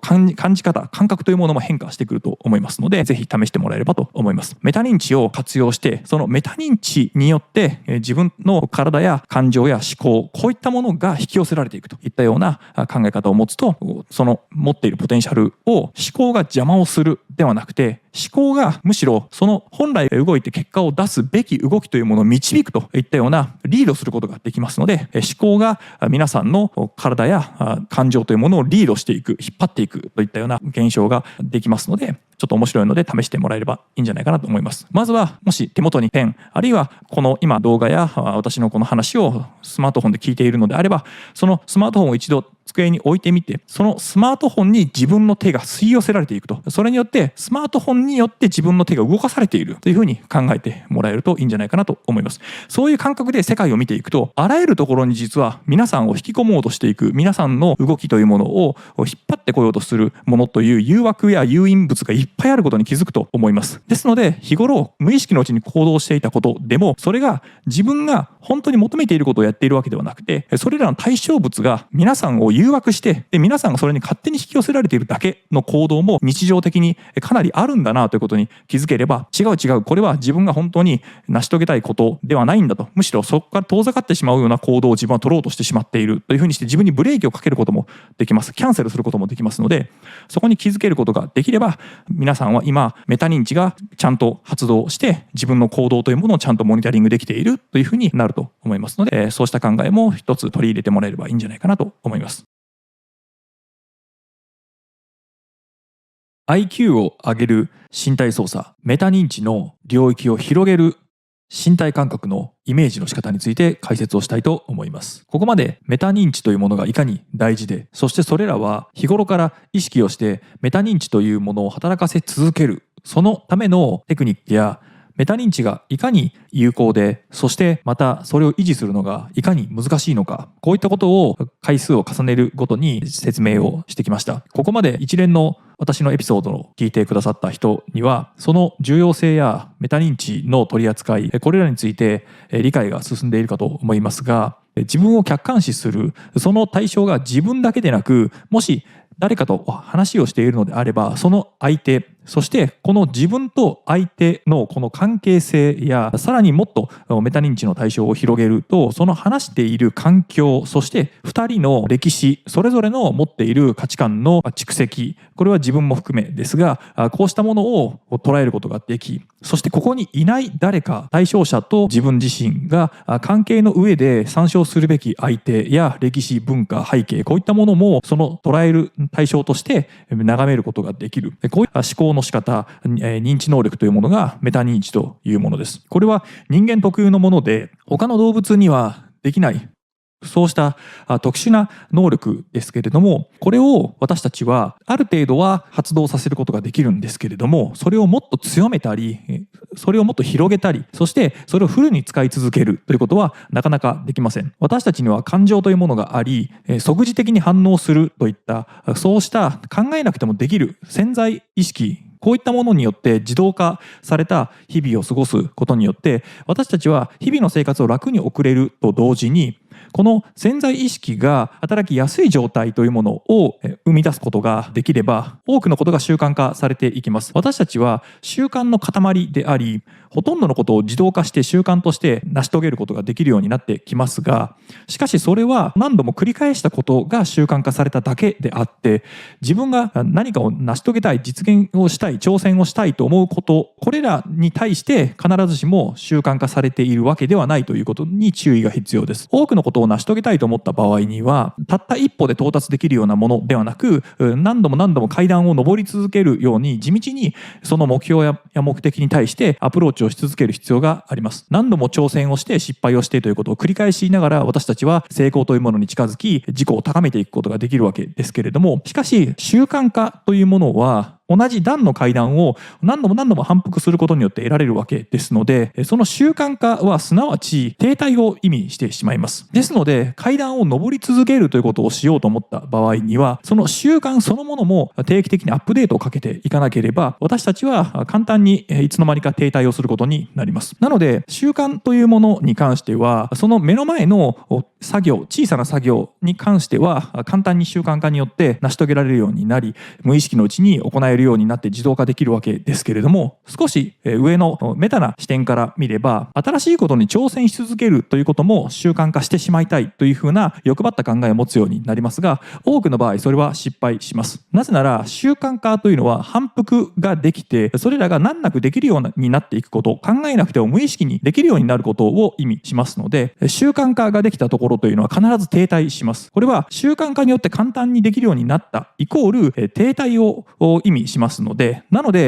滞をしないように次へ次へ次へと挑戦をし続けるということは、習慣化したものをさらにそれを破って次のフェーズ、次の階段に到達をしてまた定着させて、そして次へ登ってというのを、これをいい感覚でですね、それらを成し遂げていく必要があります。ここで身体感覚というものを私はとても重視してここまで来ました。なぜなら私たちの認知というものは気をつけてこういうことを考えましょうといったような、いわゆる精神論的な考え方の指南だとかに関するアドバイスというものは得てしてあまり役に立ちません。というのも、マインドだとか心がけというものは簡単に忘れてしまいますし、それこそ感情的になった瞬間にはそういった記憶すらもなくなってしまいます。これはメタ認知の限界にも紐づくわけですけれども、メタ認知というものは非常に疲れます。脳のリソースを多く食うわけですね。となると、それによってメタ認知ができにくくなってくる。そして疲れてくればよりリソースを少なくてもできる領域に頼ることになります。それこそが私たちが持っている感情なわけですね。感情というものは脳のリソースを節約して一瞬にして判断を下してしまう。これはある意味では便利で有益なわけですけれども、その感情が下す判断が常に合理的とは限らないわけですね。起こるべきタイミングで起こることはいいわけですけれども、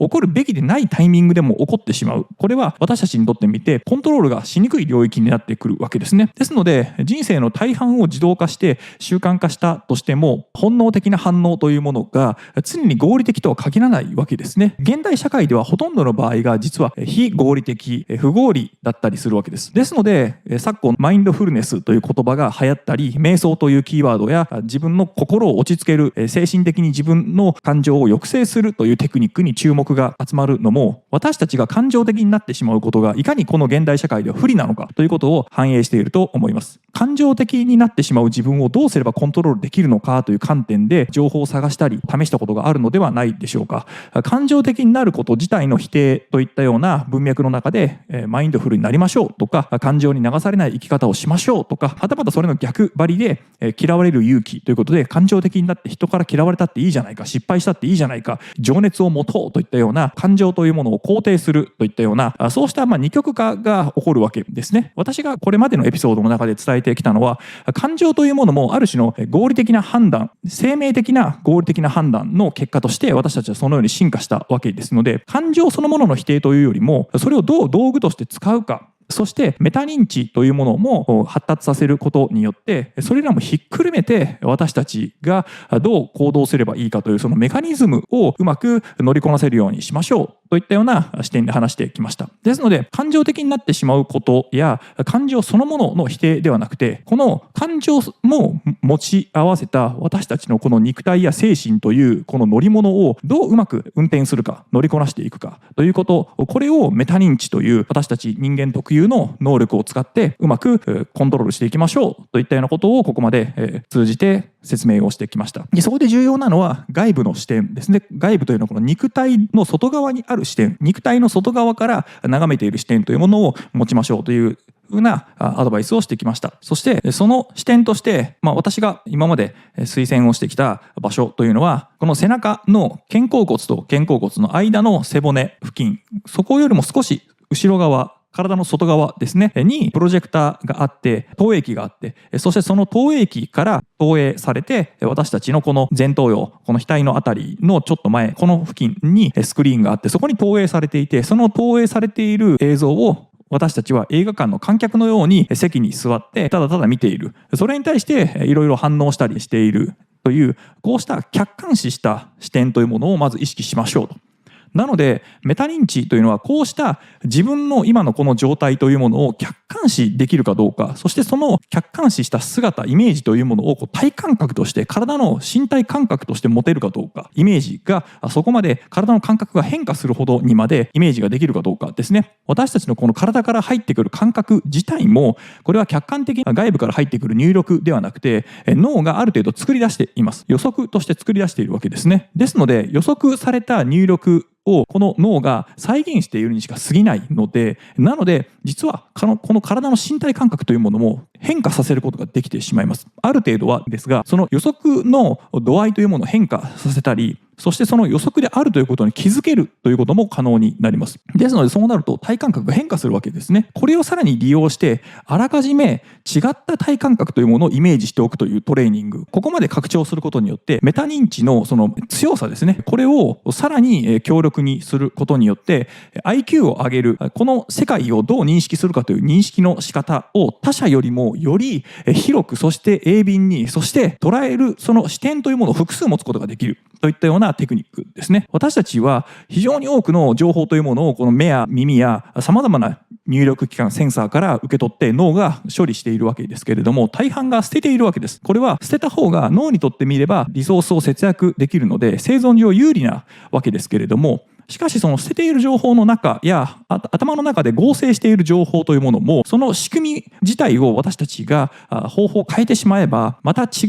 う接続の仕方や合成の仕方、そして入力から受け取ったものをどう処理するかという処理の取ってくる情報を変更したりすることによって、今までとは違う視点、それこそ他者と違う視点やこの世界全体を眺めるときに本当のありのままの世界というものを多角的に見ていくといったことが可能になるわけですね。で、特に私たちが生きているこの世界というのは本当は多様な世界で、どう捉えたところでその捉え方次第で全く違うストーリーになってしまうといったようなことが可能な世界です。なのでそれらを比喩的に暗喩的に言っているのが多宇宙世界とかっていうストーリーにすることによって、私たちはそれに近しい疑似的なストーリーとしてそれらを飲み込んで実体験としてストーリーを感じ取ることができるわけですけれども、実際に多角的なさまざまな視点をイメージすることができれば、この私たちの目の前で起こっている出来事、それこそ他者との対話とか、これが1対1でもそうですし1対他でもそうです。で、このような私のように一方的に話すスタイルでこれを見ている方たちがこの画面の向こう側でたくさんいるかもしれない、いったような状態であっても、それを意識しながら、それをイメージしながら捉えることができれば、それこそ自分が何を喋るのか、そして自分がどのような振る舞いをするのか、これ自体も変更がかけられるわけですね。なのでこうしたことを実現するための体感覚としてのイメージ、この方法を今回はお話ししたいと思います。前回のエピソードでは何かを実行しようと思った時、例えばペンを取るという時に手をペンに動かすというこのすごく単純な動作なんですけれども、このイメージをするときによく引き寄せの法則では、願望を強く持てばあらゆるものが引き寄せられます、あなたの願望が自分の方にやってきますといったようなそういった比喩を使います。で、これをすごく単純な例に置き換えると、ペンを取るときにペンに対してペンを自分の方に来い来い来いというふうに願った、強くイメージしたところでペンは来ないですよね。それに対して逆でペンが自分の手を引き寄せていると。なので指がペンに引っ張られていくと考えると、手は動くわけですね。それによってようやくペンが手に取れるわけです。これは今までの発想とは逆で、ペンに対して手を動かす、手によってペンを動かすといったような、そうした自分が動くことによって世界が変わるという、そういった順番で考えますが、発想は逆にして、この世界に対して自分が動かされている、そこに対して引き寄せられているというふうに考えると、この体の身体感覚というのは少しずつ変化していくわけですね。で、これ前回のエピソードで言いました、私たちは引き寄せられているというふうに考えると、行動だとか思考も変わってくると。成功というもの、自分が目指す目標というものがあって、そこに自分が引っ張られているというふうに考えると、行動を起こすときや自分の視点や視野というものが今までと違うようになってくる。これによってまた少しずつ自分の行動が変わっていけば結果が変わりますので、そうなるとまた新しいヒントや気づきというものが得られる。要はメタな視点を持つことによって多様な視点を持てるようになるということになります。で、今回はそれをさらに拡張させて、この対象物に対して引っ張られているではなくて、自分自体とあとこの環境自体が引っ張られているというイメージを持つための、方法ですね。これを紹介したいと思います。まず端的に言いますと、自分の周辺にドーム、これは球体のドームですねがあり、その球体のドームの内側に自分がいると。この外側にある球体ドームはその中にですね、見えない糸が私たちの体に無数につけられており、そしてそのドームのその膜、外側の膜が外側にこう引っ張られることによって私たちの体も引っ張られていくと。なのでこの手が上がるのは自分が手を上げようとして上げたのではなくて、そのドームの外側、向こう側に行ったことによってこの手が引っ張られていくといったような状態をイメージしてみてください。そしてこの球体はどんどんとこう大きく、自分がイメージできるサイズでいいですので、大きくなった場合はかなり遠いところから自分が引っ張られているというイメージもできると思います。なので私たちの体のあらゆるところにこの見えない糸がついているとなりますと、少しこう引っ張られた状態、軽い緊張状態ですね。これは引っ張られているというそのちょっとした引っかかりがイメージできるようになれば、私たちはこの球体の内側にいる、しかし引っ張られている。そうなると私たちのこの動きというのは自分自身でこの動きをしようと思っているわけではなくて、この外側の球体が引っ張ったりあるいはへこんだりすることによって私たちのこの体や手の動きというものが自然と引き出されていっているというふうに考えてみてください。で、これを自分だけでやっている場合であれば体感覚が変わるということだけで終わりですけれども、これをこのドームの内側にあるもの全てが実はそのようになっているというふうにイメージを広げてみてください。これは目の前にいる誰かと会話をしている時でもいいですけれども、相手もこの自分の周りを取り囲むドームの内側の中からその人によって惹かれているというふうに捉えてみてください。すると目の前にいる相手が動くのは相手の意思で動いているというよりも、この外側の球体が引っ張って相手を動かしている。それこそ喋ることとか頭の中で思考している考え、こういったものも全て相手が全てコントロールしているわけではなくて、実は外側のドームがコントロールしているというようなイメージを持ってもらえれば、目の前の人が例えば自分に気に食わないことを喋っていたり、あるいはつまらなさそうにしていたり感情的になったとしても、それは相手そのものが問題なのではなくて、このドームがもたらしているものだという結構引いた視点、広い視点で捉えることができるわけですね。となると目の前の人間だけではなくて、ここにある視界に入るものや視界に入らない背面だとか、さらに遠くのビルの向こう側とか、それこそドームを広げれば広げるほど物理的に自分の目に入るもの以外のものもそのスコープの中に入るわけですけれども、そうしたものもドームの内側であればそれらに対して引っ張られているというふうに考えますと、すると目の前のものに一点集中するのではなくて、常に引いた視点によって物事を捉えられると。そうなると些細な変化だとか小さな変化も発見できるようになります。相手が感情的になっているというふうなそうしたシチュエーションであったとしても、その感情的になっている中でも相手のわずかな表情の変化とか喋っている言葉そのものではなくて、その喋っている発話している言葉の構造ですねに注意が向いたりします。そうなるとその重心としての力点というものがどこにあるのかということも発見しやすくなり、この直接的な自分の視界に入る気になるポイントばかりに自分の注意が向くのではなくて、客観的に見ていくことによってこの全体としての構造というものを眺めることができるわけですね。となると相手がなぜそのような発話をしたのかというその発話そのものの内容だとか背景に気を取られるのではなくて、この一連の会話というこのコミュニケーションというものが一体どのようなメカニズムで引き出されているのかといったような深い視点を持てることがあります。でこれは相手が話しているその相手そのものを捉えるだけではなくて、この相手が蓄積してきた歴史や、そしてその相手が経験してきた過去の経験だとか、あとは相手の内面として感じているであろうこと、これは感情的な部分もそうですし身体感覚としての感覚もそうですけれども、そういったものもメタな状態として捉えることができれば、相手が感情的になっている理由が相手の自覚している問題が原因だと相手が思っている、そのように主張してきたとしても、それだけをその原因として特定してその問題を潰しに行こうと解決しに行こうとするのではなくて、もしかすると相手も感じ取れていない、相手も自覚できていないところに実は原因があったりするということに気づけたりもします。そういった可能性を排除しない状態でさまざまな多角的な視点で目の前の問題というものを眺めてみる、それこそ問題でないところも眺めることによって新しい発見、新しい気づきが持てるといったことができると思います。この身体感覚が変化することによって思考が変化するといったことがこれらのことを実際に実践としてイメージしてやってもらえれば、身体感覚の変化が思考の変化を促すと、そして思考が変化してくるとさらに身体感覚も変化すると。なので私たちの体とこの思考というものは実は密接に結びついていますので、それらをもとにして私たちが持っている潜在的な力、それこそ想像力や観察力、そしてそれに対する反応する力、こういったものが今までのあなたの持っている能力をさらに一段と引き上げてくれるきっかけになると思いますので、そうしたイメージ、そうした感覚というものを一度試してもらえれば面白いんじゃないかなと思います。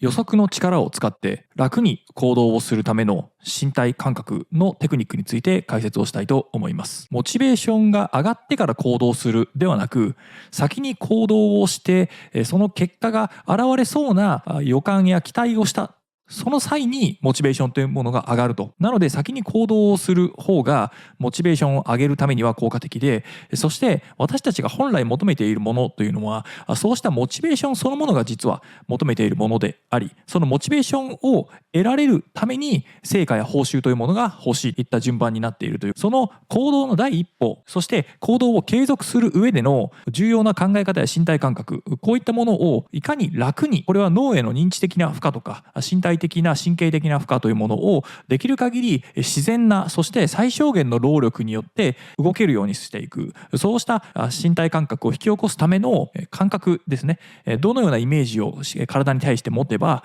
そのような楽な動きができるのかといったことを解説していきたいと思います。私たちの脳は常に予測をしているというのをこれまでのエピソードで話してきました。というのも、私たちのこの指や目や耳から入ってくる入力刺激ですね、これは脳がそれをちゃんとセンサーとして感じ取れるのに50ミリ秒 0.05 秒遅れて感知するわけです。これは当然指先に入ってきた感覚が神経を伝わって電気信号として脳にまで到達するのして、それを脳が処理をする、これが何の入力なのかというものを判断するのにもそれぐらいの時間がかかってしまうわけですけれども、しかし私たちはこの世界をオンタイムで生きているという感覚がありますし、実際に行動としてもリアルな世界に対応できるわけですね。ペンを持つ時にも落とさずに掴むことができますし、そして字を書く時もリアルタイムに書いているという感覚があるわけですね。もしこれが本当に50ミリ秒遅れているという感覚の世界に生きているのであれば、この手や指は遅れますし、そしてうまく掴み取ることもできないわけです。動きと実際のこの現実への操作というものがずれていくわけですから、なので私たちは常に50ミリ秒先の世界を脳で予測をして動いているわけです。で、意識の層というものはさらに遅れて500ミリ秒遅れてきます。ですので自分自身が何かをしようと思うこの意図や考えというものを脳が作り上げていくのに500ミリ秒かかってしまう、0.5 秒かかってしまうわけですね。ですので私たちは常に遅れた世界を実感していて、しかし世界は先行しているわけです。なので私たちがこの世界をうまく生きていこうと思いますと、脳は50ミリ秒先の世界を常に予測をして、そしてその予測が予測だというふうに分からないように私たち自身を騙すわけですね。錯覚を引き起こします。なので私たちはこの世界をありのままに見ているわけではなくて、50ミリ秒先の世界を脳がスクリーンとして勝手に作ってしまって、しかしその予測が非常によくできていて、ほとんどの場合がうまく当たりますので、なので私たちはその予測の世界を生きていても問題なく生きていけるわけです。しかしこの予測の力が弱い乳幼児、生まれたばかりの赤ん坊などはこの予測をするというための十分な世界に対する情報というものを持っていない、経験がないので、なので指がうまく動かせないとか立てないとか、こういったことが起こるわけですね。筋肉をどう動かせばいいかというそのベースとなる予測ができるそのモデルというものがまだ脳の中に出来上がっていないということになります。そして成長していくにつれ、これは脳が発達していくのもそうですけれども、様々な経験を通じて自分の脳の中で出来上がる予測モデルというものがだんだんといいモデルになっていくことによって、環境に対してどう予測をすればうまくいくのかということを学習していくわけですね。ですので初めて立ったばかりの幼児はすぐに転んでしまいます。これは自分の体をどう動かせばその場に立っていられるのかというその筋肉の予測、筋肉を動かす際の予測というものが十分ではないので、なので実現できないわけですけれども、それも何度も転んでいくうちにどうすれば転ばないで済むのかというこの予測というものを自分の中に作り上げることによって、重心が動いた、そして筋肉にある刺激が入った、それによって足の筋肉のこの部分に力を入れて重心を引き戻す必要がある、こういったようなことを感覚的に直感的に覚えていくわけですね。それによって自分の中の予測モデルというものを常に修正をして学習していくわけです。なので私たちはあらゆることを学習しているのは、これは予測をするためでもあります。逆に言えば私たちは予測の世界で生きているのであって、予測そのものが実はとても重要な領域になるということになります。私たちはほとんどの世界の捉え方を予測の中で捉えて、そして現実に起こったことが予測と違った場合にのみその予測を修正するといったことを繰り返すわけですね。こうすることによって脳は全ての入力を処理する必要はなくて、予測と一致しなかったものだけを修正していくという形で脳を学習させていく、これは非常に効率のいい学習の仕方で、なので学校の勉強でも間違ったところだけを修正して直して反復していきましょうってやった方が学習効率が高いのも、予測が当たっている領域に関してはもう学習済みなので、予測が外れたところの方に学習として修正をするということが脳にとってみて自然な動きだからなわけですね。私たちが今生きているこの世界、この環境の認識の仕方というのは予測の中で成り立っているということは、私たちにとってみて予測というのはごく自然な行為なわけです。これは人間だけではありません。あらゆる動物、筋肉を持って体を移動させようとする動物のほとんどは予測を使っています。哺乳類等はこの脳によって予測をして、そして行動をする、移動するわけですね。それによって目的地に行ってどういう行動をすればいいかということも予測をして動いていくということを繰り返すわけですね。ですので私たちは動く生き物、行動をする生き物と考えると、その行動には必ず予測が不可欠なわけです。ですので私たちが予測をするというのがごくごく自然な現象で、そしてその予測というものはある種の幻想で、リアルなものを脳の中で再現している。そしてその再現されたものを私たちはリアルだと思い込んでいる。なので予測をリアルだと思っているということになります。ということは、この予測の力というのは非常に強力なので、自分自身を欺けるぐらい強力なわけですね。ということは、この予測の力を最大限活用することによって、体の動きとか、あと認知的な思考ですね、考えないといけないことも楽に考えることができるということが可能になります。ではどのようなテクニックを使うのかですけれども、これは前々回ぐらいのエピソードで言いました引き寄せられるという感覚で、引き寄せられるという感覚があまりしっくりこない、ピンとこないという人には吸い寄せられる感覚というふうに言い換えてもいいかなと思います。対象物に対して自分が押していく、作用させようとするのではなくて、自分がその対象から吸い込まれる、吸い寄せられるというふうに、イメージしてみてください。例えばペンを取るといった時に、自分の手を動かして、ペンを持ち上げるではなくて、このペンが自分の手を吸い寄せていく。なので自分の手はこのペンに対して吸い込まれていくようなイメージですね。そしてこのペンが持ち上がるという時も、このペンそのものが持ち上がっていくことに対して手が勝手につられて持ち上がっていくというふうにイメージするということです。これだと最小限の力、最小限の筋肉の動き、神経の動きで取ることができます。そもそもこのペンは非常に軽くて、そして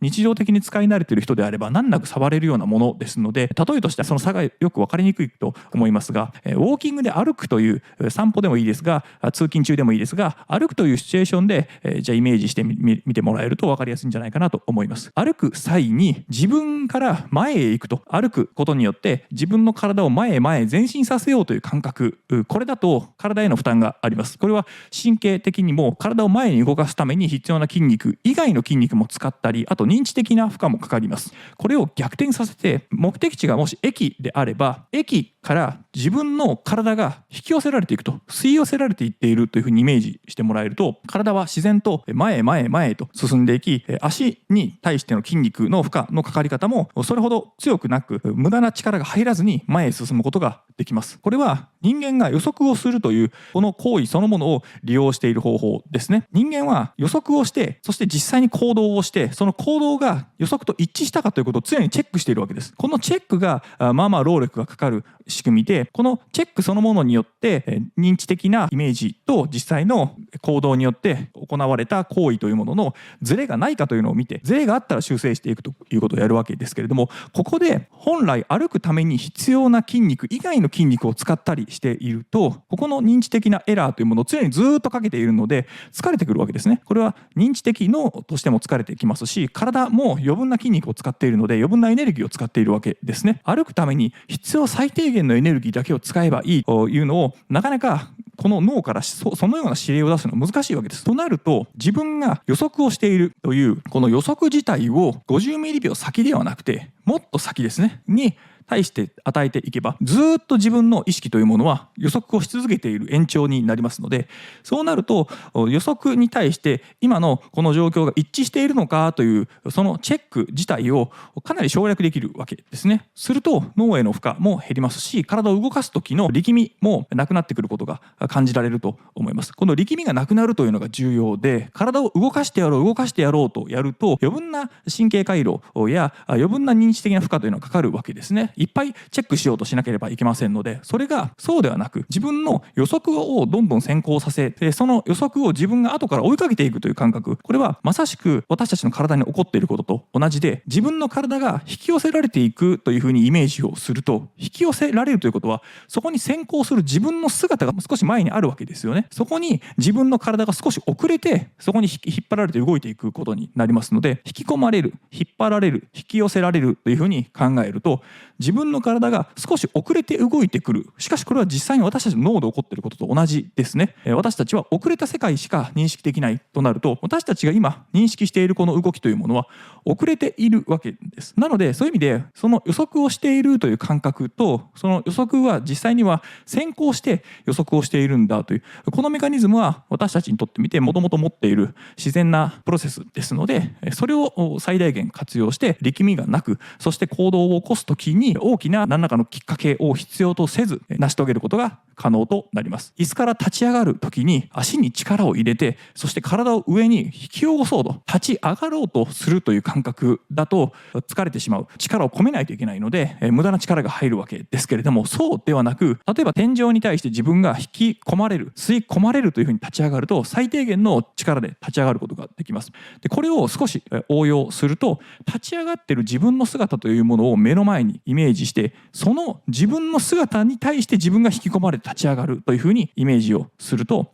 自分の体がスッと力みがなく楽に立ち上がることができます。なのでこれは私たちが予測をするというこのごくごく自然な本能的にやっている仕組みを利用して力みがなくその目的を実現しようとする方法になります。これは前回のモチベーションが上がってから行動しようと考えてしまう人の思考プロセスというのは、まず行動するのは大変なことで、行動の第一歩を起こすのがすごく労力がかかると。なのでモチベーションが高ければこの一歩目をクリアできるはずだと。逆に言うとモチベーションが必要なぐらい第一歩の行動が大変なんだとその人は思っているわけです。なのでその一歩は実は大したことはないんですよという感覚を身につければ、行動することはそんなに難しくないと。ここのいかに力みがなく楽に第一歩目の行動を取れるかどうか、そしてそれをスムーズにその行動を継続し続けられるような思考プロセスにできるかどうか、これがいわゆる身体感覚というものを応用してそのような考え方、体の使い方、思考の使い方というのをするわけですね。でこれの成功したいとか、例えば英語を習得してネイティブスピーカーのような流暢な会話がしたいとか、英語だけじゃなくフランス語、ロシア語、さまざまな多言語を習得していきたい、それらを理解できるようになりたい、話せるようになりたいと思った時のその学習のプロセス中、学習中の考え方も今の応用でいくわけです。自分がネイティブスピーカーのように聞いて話してということができる世界観の中に自分が引き込まれていくと、吸い込まれていくんだというような感覚、ポッドキャストだとか YouTube のような英語で喋っているものを聞くでもいいんですけれども、その喋っている彼らの言葉の中に自分が吸い込まれていくといったような感覚を持つと、非常に高い集中力を持って彼らの会話が聞き取れるようになってきます。これは私たちは自分たちが予想をしたものに対して集中しやすいという傾向があります。これもあまり大きな余分なリソースを使わずに必要最低限なの労力で集中しようという形でフォーカスが当たりますので、今までであれば頑張って集中しようとやってたところがそうではなく、自然に簡単に楽に集中ができるということが起こります。これは引き寄せられるとなると、自分たちのフォーカスされるポイントがその対象物に対して一直線に向かうわけですね。でそれに対して自分の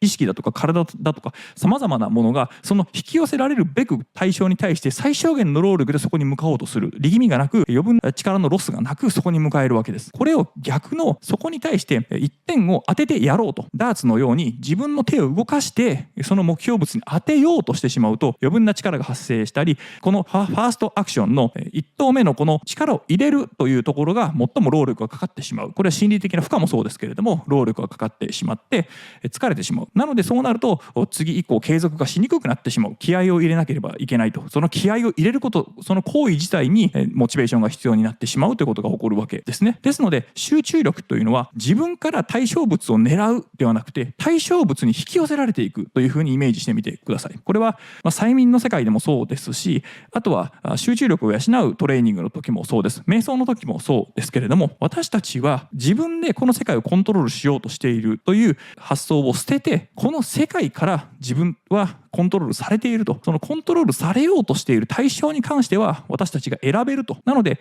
どのようにコントロールしてやろうかという細部のコントロールまでは気を払わなくて、対象物だけを決めればあとはその対象物に自分たちが引き込まれていく。なのでその途中過程は無意識が勝手に処理をする、最小限の労力で処理をするので力を温存できる。そして本来出すべき力の多くをそこに費やすことができると。余計なところにエネルギーを使ったり余計なところに力が入って動きを阻害したり思考を阻害したりということが起こりにくくなるということですね。相手が喋っているその会話に自分が引き込まれていく、自分が引き寄せられていく。そしてその引き寄せられる対象は自分がネイティブスピーカーとしてその喋っている対象者と会話をしている。例えば英語の教材であれば英語のポッドキャストで喋っているそのスピーカーに対して自分がネイティブスピーカーとしてその人の会話とやり取りをしていく、その姿に対して自分が引き込まれていく、引き寄せられていくというふうに考えると、相手の会話がよく聞き取れて、そしてそれが理解できる、なんとなくでもいいので言っているその文脈だとか大まかな意味みたいなものは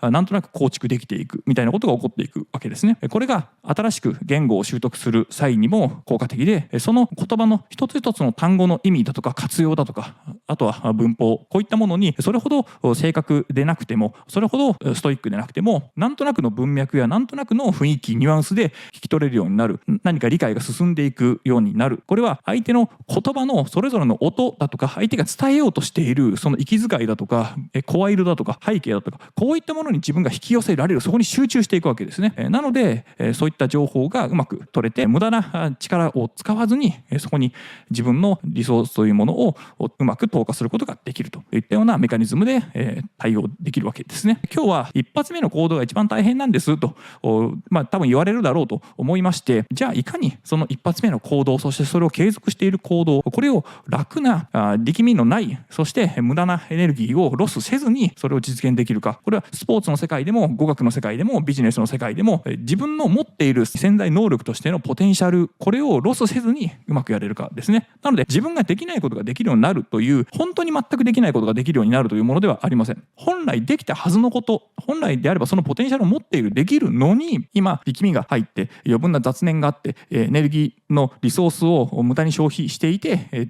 うまくいかないとなっている。これらがこの力みのない状態になることによってできるようになる。なので急にできるようになったと思う人もいるかもしれませんが、それはもともとできたんです。もともとできたのがうまくそれを使いこなせてなかったというだけですので、それだけでもかなりのステップアップになりますので、日頃行動が大変だなとか気合を入れないとうまくできないとかというふうに悩んでいる人は、ぜひこの意識を試してもらえればいいんじゃないかなと思います。武道の達人でも、例えば突きで相手を突こうと思った場合に、自分の力で相手を押し込んでやるという発想よりも、自分の手が相手の体を突き抜けて、そして相手の向こう側、壁でもいいですがに自分の手が引っ張られていると、そしてそれによって相手の体も後ろに引っ張られるというふうにして、全てが向こう側にある壁に引っ張られるんだというふうに動かすと、最小限の労力で相手に力を伝えて、相手自身もその動きに対して力みがないので今日を突かれるわけですね。そうすると相手もその突きを正面から食らってしまうことになり、そして後ろに吹き飛ぶといったことが起こせるわけですね。なので何か大きな力に対して自分が引っ張られていく、導かれているというふうに考える方が力みがないということですので、行動は自ら起こす必要があるですけれども、その感覚としてはそうではなく、大きな何か自分が成し遂げたいと思うような大きなストーリーに自分が導かれているんだというふうに考えると、物事はもう少し肩の力を抜いてうまく好転していくんじゃないかなと思います。歯を食いしばって何かをやるということも限界を超えるという意味では大事ですので、自分の本当の限界というものを力を 100% 発揮するんだというのでは力みをなくやった方がいいです。そうではなく、その限界をさらに突破しないといけないと、成長をしないといけないという場合は歯を食いしばってやる必要がありますので、そこの組み合わせですねが必要になってきますが、モチベーションを上げるためにまず行動しましょう。しかしその行動が大変だという人のために、いかに力みなく楽に行動を起こすことができるかといった身体感覚に対して解説をしてみました。ぜひ皆さんの目標や夢に対して今までは自分から動くだったのが、そうではなく、その目標や目的に自分が引き寄せられる、吸い寄せられるというふうに考えてみてもらえれば、何かいろいろ身体感覚の変化等が生まれて面白いんじゃないかなと思います。身体感覚がなぜ認知機能に影響をするのか、そして予測をしてしまうこの認知機能をうまく活用することによって、めんどくさいという感覚や疲れというものをうまく克服して行動量を増やす、そのメカニズムの背景について解説をしたいと思います。吸い寄せられる、引き寄せられる、こういった身体感覚のイメージを持つことによって行動を起こしやすくする、体を動きやすくするというこのテクニックについて解説をしました。これは私たちが日常的に体を動かしたり何か考えたりする際に、予測というものを常日頃から行っている仕組みを利用することによって、めんどくさいとか行動をするときに疲れたりする、こういった感覚というものをできる限り緩和して楽に動けるようにしていく、それによって行動量が増えていくという、このマインドの持ち方、身体感覚、こういったものを前回解説しました。そしてなぜそれがうまくいくのか、このメカニズムについて補足説明的に解説をしてみたいと思います。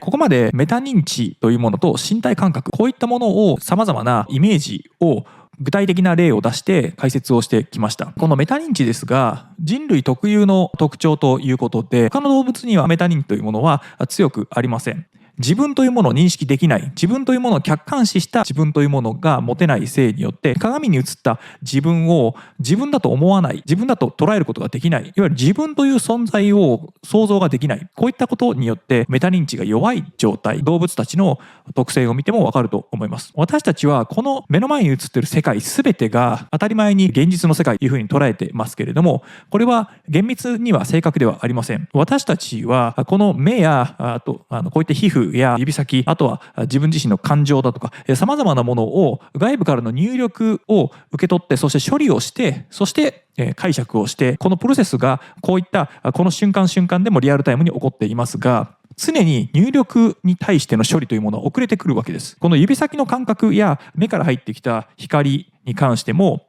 脳が処理をしてそれを感知するのに 0.05 秒50ミリ秒遅れて感知します。思考に関しては、考えるということに関してはさらに時間を要して500ミリ秒 0.5 秒かかるわけですね。ということは、私たちはこの世界を知覚するのに常に遅れているわけです。遅れた情報を処理して知覚しているわけですけれども、しかし私たちはリアルタイムに生きているという感覚がありますよね。実際にスポーツをしたりとか、ペンを取って文字を書いたりとかというのもリアルタイムに操作できているという感覚があるからこそうまくいくわけであって、もし遅れているのであれば、動きとこの自分の感覚というものがずれてしまってうまく動かせないわけですよね。で、ここに私たちの脳の特徴がありまして、私たちは常に予測をしています。50ミリ秒、500ミリ秒、この間で予測をすることによって、先に脳がその予測した結果というものをまるで映画のスクリーンのようなところに投影を先にしてしまって、そして実際の現実からのフィードバック、指から入ってくる刺激だとか目から入ってきた光、ここにズレがあった時だけ修正をしていくということを行うわけですね。なので私たちは慣れ親しんだことは、それこそその対象物を見なくてもできたりします。目を開けて対象物を見て、そして目を閉じて顔を別の方向に向けたとしても、そこにあるペンを持てたり、歯を磨くということも、その歯ブラシを別にじっと見なくても、ほとんど自動的に無意識のうちに歯磨きができたりするわけですね。これらはもう十分な予測のモデルというものが脳の中にすでにある。習慣化されたものは特にそうですが、十分に予測の精度がもう高いので、私たちはその予測だけを用いても十分に体を動かしたり思考したりすることができるということになります。ということは、私たちはこの世界のありのままを見ているというよりも、脳が予測をもとに作り出した映画のスクリーンを眺めているにしか過ぎないということですね。私たちは一生出れない映画館のスクリーンの前に座らされた観客で、そして私たちはそのスクリーンに映った映像を見て、それが現実だと思ってそこに対して何か働きかけをしようとしているにしか過ぎないと。実際にはその映画のスクリーンの先にある映像は、私たちの脳が事前に作ってしまったもの、予測を流しているにしか過ぎないので、それに対して何か作用をさせようとしたところで、ほとんどの場合はうまくいかないということですね。大事なのは、その映画のスクリーンに投影をしている投影機の側、こちらは私たちの潜在意識、私たちが意識的にはコントロールしにくい領域、ほとんどが自動化されている、勝手に処理をしてしまう領域、ここから実は投影されているわけですね。私たちはこの一生出れない映画館の中の観客というふうに考えると、この投影機の側が重要なので、目の前にあるスクリーンに映っている映像自体が重要なのではないと。まずこの状態がまずイメージできるかどうか。これはイメージできるというのは、身体感覚としてそのような状態をイメージできるかですね。なので本当にここにスクリーンがあるように感じられる、そして背中に投影機があるというイメージができて、それが自分の体の身体感覚が変化してくるという、この状態にまで持ってこれた。こうなるとメタ認知が効いている状態というふうになります。自分のことを客観視している状態ですね。これは自分という存在と自分が置かれているこの状態、シチュエーションだとかこの世界というものををどれほど広くその範囲の中に含めることができるか、それによってこのメタ認知の広さというものもどんどんと拡大したり逆に狭めたりということもできるわけですけれども、しかしこの映画館の中のスクリーンの前に座っている観客である自分自身にまでその範囲を狭めてしまうと、そうなるともはやメタ認知は効いていないことになります。観客になってしまうわけですけれども、その観客であるあなたは自分のことを観客だということにも気づかない、観客であることを忘れてしまうといった状態、これはメタ認知がほとんど効いていない状態になるわけですね。しかし物事に集中している時や感情的になった時というのはとかくこういう状態になります。自分という存在とこの客観的な周りの環境というものが消失してしまって、自分が気になるところのみにフォーカスが当たって、そしてそれが自分というこの状態、映画館の中で座らされている観客ということがもはや全く意識できない、わからなくなってしまう、その映画のスクリーンのストーリーの中に没入してしまって、まるで自分がその映画の中の登場人物かのように完全な感情移入、状態の移入をしてしまうということが起こった場合には、その状態はもうメタ認知が効いていない状態とも言えます。そのあたりは注意が必要なんで、そのメタ認知というものをまず発動させる、日常的にメタ認知というものを維持できる状態、これをまず心がけてください。このメタ認知が効いている状態で身体感覚というものがいろいろ操作できるようになってくる、この身体感覚から入ってくるこの情報自体を疑えるようになるということです。これは指だけでなく、体すべてもそうですし、あとは認知という意味で私たちの知覚できるもの、見ている映像もそうですし、自分の中で考えている考え、これらも実は私たちがこの脳がいろいろ生み出しているものとしてそれらを眺めることができる。これはマインドフルネスの中でも言われますが、瞑想中に自分自身の思考、言葉などが勝手に湧いてきて、そしてどんどんとそれらが会話を勝手に始めてといったようなことが起こる。それをいかにその会話に加わらずに、その会話をただただ受け流す、ただ眺めている、こういったことをやりましょうという、これは瞑想のテクニックのうちの一つですけれども、マインドフルである。たった今この瞬間に自分がこの体が存在して、そしてこの瞬間に何か自分が解釈をしている入力に対してそれを捉えているという感覚というものをより鋭敏に持つ、現在という状態に集中するといったこと、これは自分自身をメタに捉えることによって自分自身の体の中で入ってくる入力などもそれらを観察はするんですけれども、それに飲み込まれない、それを信用しないという、そういったテクニックですね。体から入ってくる入力、これ音もそうですし、目から入ってくる情報もそうですけれども、それらの感覚に対して少し距離を置く、解釈をするものの、それと自分を同一視しない、一体化してしまわない、スクリーンに映っている映像を見てそれらを解釈することはあったとしても、それは観客であるあなたではないというふうに思えるかどうかですね。体から入ってくるものだとか、目から入ってくる情報だとか、こういったものを入力の刺激として考えた場合に、それと実際に自分というものは違うんだというふうに距離を置くことができるかどうか。スクリーンと観客であるあなたの間には当然物理的な距離があるはずなので、そのようにして捉えることができるかどうか。これによって身体感覚というもの、これらをある程度うまく解釈することができるわけですね。ここでようやくめんどくさい、その行動を起こすことに億劫になってしまって、ついダラダラしてしまったり、余計なものに気を取られて気づくと時間を大幅にロスしていた、無駄なことに時間を費やしていたといったような、そのすぐに行動に移せない時、めんどくさいというこの感覚、これが一体何なのかというところをここに絡めて少し解説をしますと、私たちのこの体や脳というものはエネルギー消費を最小にするように本能的にプログラムされています。野生の世界だと食べ物というものはなかなか手に入らないので、エネルギーはなるべく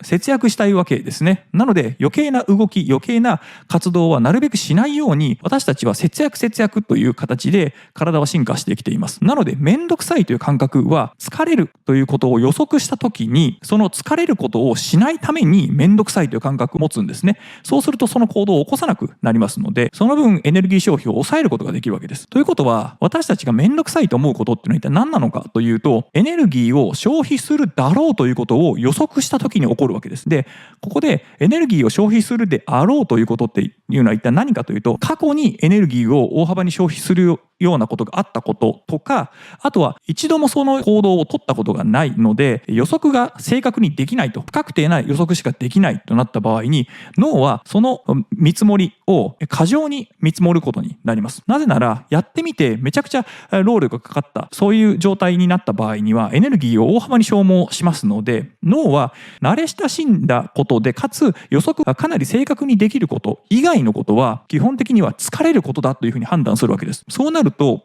日常的に慣れ親しんだことだとか簡単なことに関してはめんどくさいとは思わないけれども、それ以外の労力がたくさんかかりそう、エネルギーをたくさん消費させられそうと思うような、過去にそのような経験をしたこと、あるいは脳にとってみて新しいことや複雑なこと、こういったものはめんどくさいというふうに感じるようにできています。ということは、エネルギー消費がそんなに大きくないというふうに脳が思えばいいわけですね。ここで吸い寄せられるとか引き寄せられるという体感覚を持つと、めんどくさいという感覚が緩和されるというメカニズムに迫るんですが、吸い寄せられる、引き寄せられるということは、自分から動くのではなくて引っ張られていく、引き寄せられると考えると、体が使うエネルギーは少なそうに感じるわけですね。そのような感覚を持つわけです。するとエネルギー消費が少なそうだなというふうな予測をした場合は、めんどくさいという感覚が弱まるわけですね。体を動かすのに必要なエネルギーが少ないだろうと見積もるわけです。となると、私たちが日常的に行っている動作というものは、立ち上がるとか歩くとか何か物を取るとか、こういった実は一つ一つの行動、運動というものは、もう私たちは長年何度も繰り返しやってきていることなので、大したエネルギー消費は本来ないはずなんですね。しかし実は私たちのそういっためんどくさいと思う行為の大半というものは、脳、認知の方ですね。脳が消費するエネルギーが多いといった風なところで、私たちは予測をして、体が使うエネルギーも脳が使うエネルギー、これら全部がエネルギーですから、そのエネルギーの消費が多いというふうに予測をしてしまった場合にめんどくさい。なので、引き寄せられる、吸い寄せられるというふうにイメージを、体感覚として体の身体感覚をイメージすると、使うエネルギーが少ないだろうというふうに脳が解釈をして動くことが簡単になる。めんどくさいと思う感覚というものがかなり和らぐといったことが起こせるわけですね。なので、私たちは疲れてエネルギーが減ってくるということを経験的に学んでいた場合は、それをベースにして疲れるだろうと予測をしてめんどくさいと思ったり、具体的なそうした経験がない場合だと未知の領域、脳にはそのようなイメージができないので、なので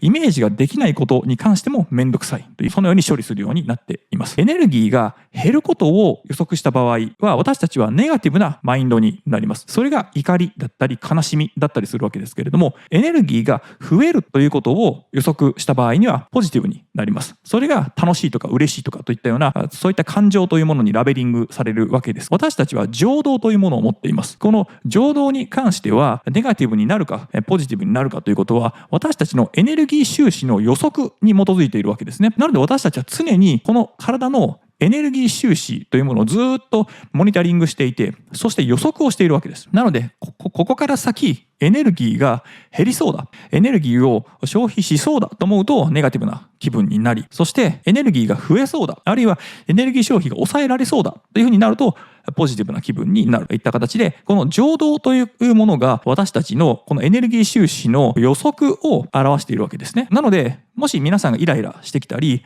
悲しい気分になったり、どこかネガティブな気分になってきたら、皆さんの脳は今からその先はエネルギーが減るというふうに予測しているというふうに解釈してもらえれば、行動の取り方、その対処の仕方は少し変わってくるかと思います。ポジティブシンキングといって、今現状に起こっていることをポジティブに言い換えましょうとか、ポジティブな見方をしましょうというふうにして解釈を変えるというのも一つの手なんですけれども、その際にポジティブになりきれない、ポジティブではないというふうにいくら言い換えをしたとしてもならない場合であれば、それはエネルギー収支が減るというふうに考えている、予測している脳に対して、エネルギー収支としてそんなに減らないですよ、エネルギーはそんなに消費されないですよ、逆にエネルギーがむしろ増えますよというふうな解釈ができるような捉え方というふうに置き換えることによって、その感じ方、情動がネガティブからポジティブに転換することも可能です。しかしもう十分にエネルギーがない状態で、本当にエネルギーが枯渇している場合には、気分をポジティブにするというのはその状態だとかなり難しいので、まずはエネルギーを投入するということで、食べるなり睡眠をとるなりして、体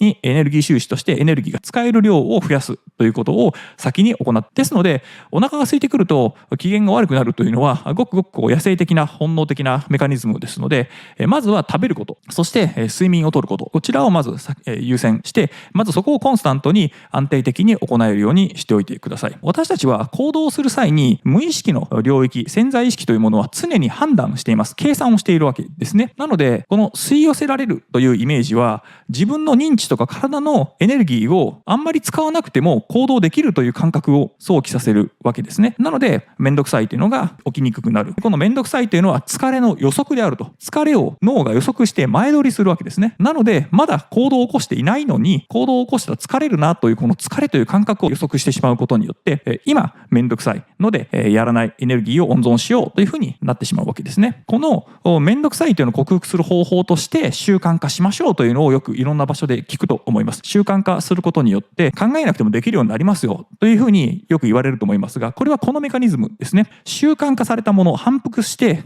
何度も何度も行っていくことというのは、どれぐらいの労力を費やすのかというのが見積もりが正確になってきますよね。なので見積もりが正確になるということは、これぐらいの労力、これぐらいのエネルギーを使えばいいんだということを脳がある程度分かってきますので、そうなるとその領域に関して行動を起こすとき、これぐらい疲れるだろうという見積もりがある程度分かりますので、なのでめんどくさいという感覚が鈍るわけですね。めんどくさいというのが少し抑えられるわけです。しかし新しいことをするとか慣れてないことをするとなると、これぐらい疲れるだろうというその見積もりをより多く過剰に見積もることによって、実際行ってみればかなり小さいにもかかわらずかなり大きいというふうに事前に予測してしまうことによって、めんどくさいとなってやりたくないという、気分的にそれをやろうというふうにならない、行動を起こしづらいということが起こるわけですね。なのでそれを緩和するのに習慣化というメカニズムというのが効くということになります。なので潜在意識でやれるということは認知的負荷が小さいので、私たちの脳がいちいち考えなくてもいいという意味においてもエネルギーを節約できる、めんどくさいという感覚が起こりにくいということになります。脳の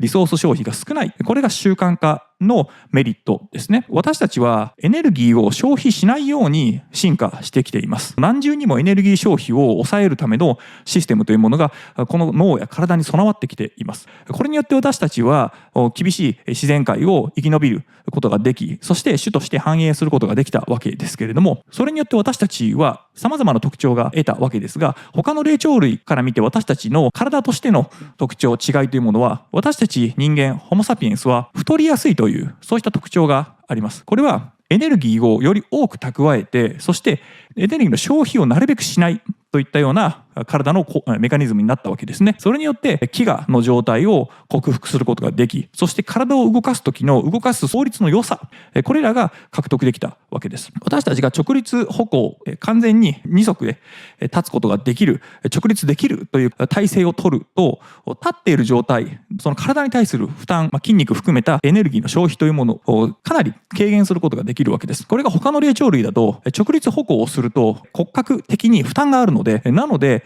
その立っているという状態が休むという状態にならないわけですね。しかし私たちは骨格の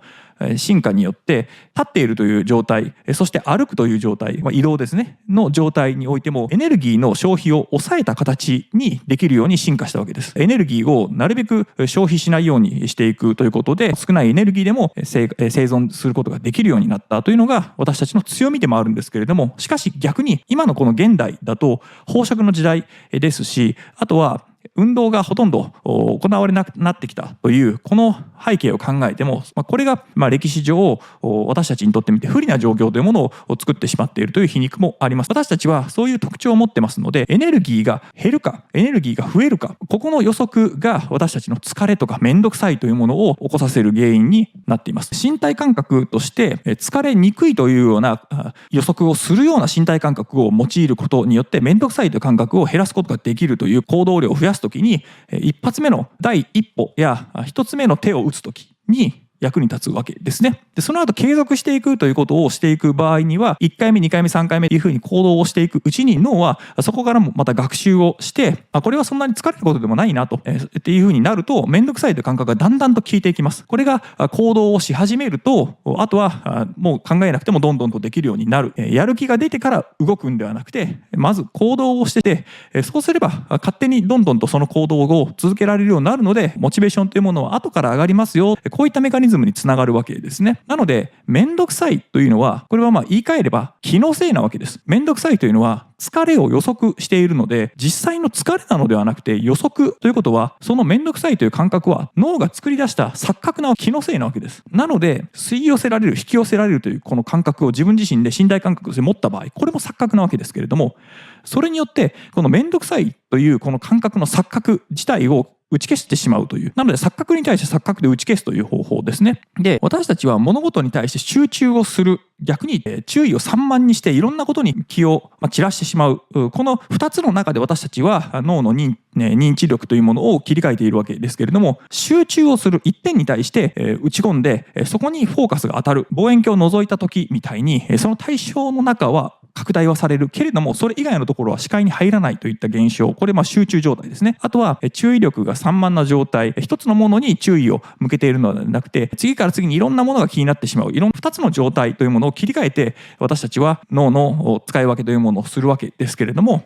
これはどちらかに脳を切り替えることによって、これも脳のエネルギーというものを抑えているわけですね。これは別のエピソードでも言いましたけれども、私たちは実は限界だと思っている状態でも、実際には 40% 程度しか使ってなくて、残りの 60% 程度はまだまだ実はやれると、エネルギーとしては残っているということがあります。これは車とかバイクでもそうですけれども、実際に最高速度が出せるよりもずっと手前にリミッターを設置して、そして実際にはそのスピードが出ないように、最大速度が出ないように制限してあります。これは最大速度を出すと車体に大きなダメージがありますので、実際にはそれだけの速度を出せるけれども、余裕を持ってその手前でリミッターをかけておくということによって、その車体の安全性や耐久性というものを高めておくわけですね。これは私たちの体もそうで、エネルギーを全部使い切ってしまったら死んでしまいますので、そのかなり手前でリミッターがかかるようになっています。なので私たちは実際には疲れたなと思っていても、ほとんどのエネルギーはまだ全然残っているわけですね。かなり早めに疲れたなとかもう限界だなと思うことによって、かなり安全に私たちが生存できるようにという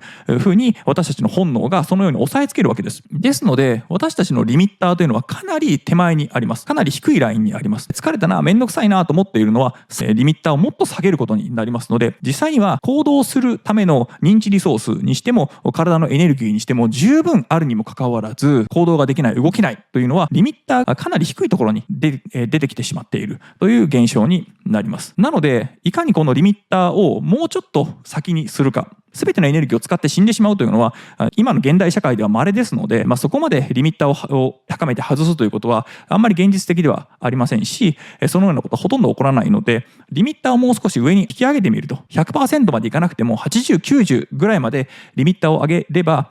私たちが持っているポテンシャルというのはもともとできることに関してそこまでの力が出せるということですので、そのテクニックとしてここまで言ってきました吸い寄せられる、引き寄せられるという、その自分の内側に対して意識を向けるのではなくて、その対象に対して向けると。でここ視野が広いけれどもそれは注意散漫である。で視野が狭い、しかしそれは集中しているということである。この2つの切り替えを行っている中で、脳のリミッターがもっと高まった場合どうなるかというと、広い視野を持ちながらもそれらに集中をしているという状態を作れるわけですね。細部まで見えていて、細部まではっきりと分かっている、視野が非常に広くて周りのもの全てに対して注意が払えるといったような状態が脳のリミッターを上げると見えてくる、そのようなエネルギーの使い方ができるわけですね。仕事をする際にもこの状態を応用してどのようにして仕事を進めればいいかとなると、皆さんデスクワークもしされているのであれば PC のキーボードに対して手が吸い寄せられる。そして見ているモニター、ディスプレイの方に自分の体や意識というものがそこに吸い込まれていく。そしてさらにそのディスプレイに映っているデータとか情報だとか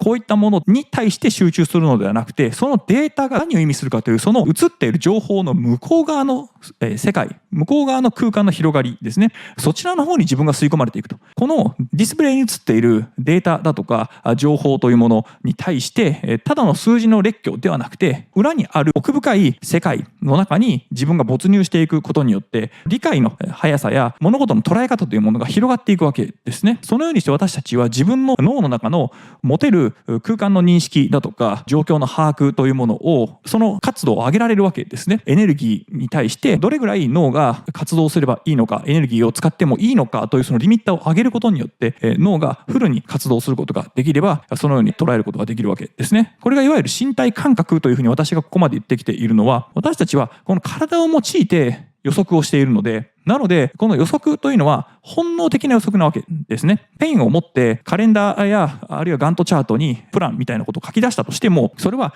計画であって、本能的な予測とは違うわけですね。本能的な予測の方をいかに錯覚として引き起こせるかどうか、この場合にその身体感覚というものを用いるとうまくいくわけですね。紙の上での計画というものと、私がここまで使ってきた予測という脳の仕組み、本能的に行っている脳の仕組み、実際にはこの紙の上で書いた計画というものは、それに対して脳が何か本能的に潜在意識を使って何かやってくれるということはほとんどありません。なので、紙に、カレンダーにいくら期日を書いたり、ここまでにこれをやるんだということ、意気込みを書いたとしても、身体感覚が伴わない場合は、潜在意識はそれを実現しよう、実行しようというふうにはなかなかなりません。なので、組み合わせとして自分の目的とか目標とかを計画としてカレンダーやガントチャートに書いた後に、さらに身体イメージとしてその成功に対して自分の体が引き寄せられていく。で、脳の認知機能というものが対象に対して吸い寄せられていく。そして自分が行おうとする行動、第一歩目ですね、の行動に対して自分の体が吸い寄せられていく。キーボードに指が吸い寄せられていく。ディスプレイに自分の脳が吸い寄せられていく。こういった身体感覚を持つことによって予測の力というものを使う中で、本能的な予測ですね、を使うことによって自分がやろうとすることの行動のめんどくさいとか労力がかかるというこの一発目のアクションの認知的な負荷というものをかなり下げることができるということによって行動力が増える。そして集中力が増す。そして集中力も狭い集中ではなくて広い集中というものを引き出すことができるといったことで、私たちの持っている体や脳、全て一つにつながってますので、それらのエネルギー消費の量というものを引き上げることができるというわけですね。もう飢餓の時代ではなく、エネルギーが1日で完全に枯渇してしまうというようなことでもしない限りは、簡単には私たちは餓死しません。にもかかわらず、私たちの体というものはかなり手前でリミッターがかかってしまうことによって、消費しきれないほどのエネルギーをどんどん取ってしまって肥満になってしまったり、それによって不健康になってしまうということが起こるわけですね。そして私たちのポテンシャルは開花しないまま、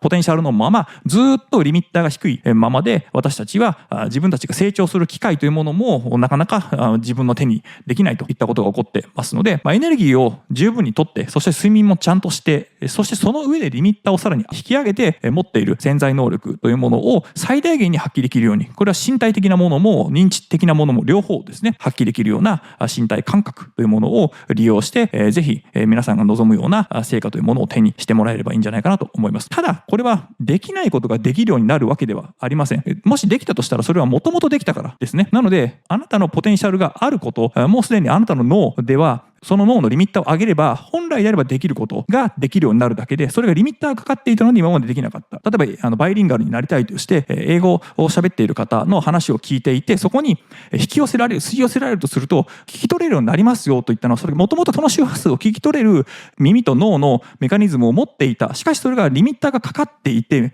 聞こえているのに聞こえていないと脳がそのように解釈をうまくしなかった。これがリミッターがもう少し上がってもう少しはっきりと聞き取れるようになるということですね。なので英語全くわからない、英語に今まで触れたことがないという人がこの引き寄せられる、吸い寄せられるというアドバイスを聞いてそのようにしたとしても、それでまるでネイティブのように英語のままそのまま聞き取れて解釈ができるんだといったいう意味ではありません。限界を突破するという意味ではありません。そもそも今皆さんが自分が限界だと思っているものがリミッターがかかっているところ 40% 程度のことを皆さんが限界だと思っている、自分の実力だと思っている、これを 100% 近くまで引き上げれば本当はもっといろいろできる、本当はもっと皆さんの持っているポテンシャルでその能力というものはもっと本当はできているはず、すでにその能力を持っている。しかしその限界というものを自分で低く設定してしまっている脳が無意識のうちにそのようにしているせいによってそのような能力が出せない、それを引き出すようにしましょうというだけですので、なのでできないことができるようになるではなくて、もともとできたことが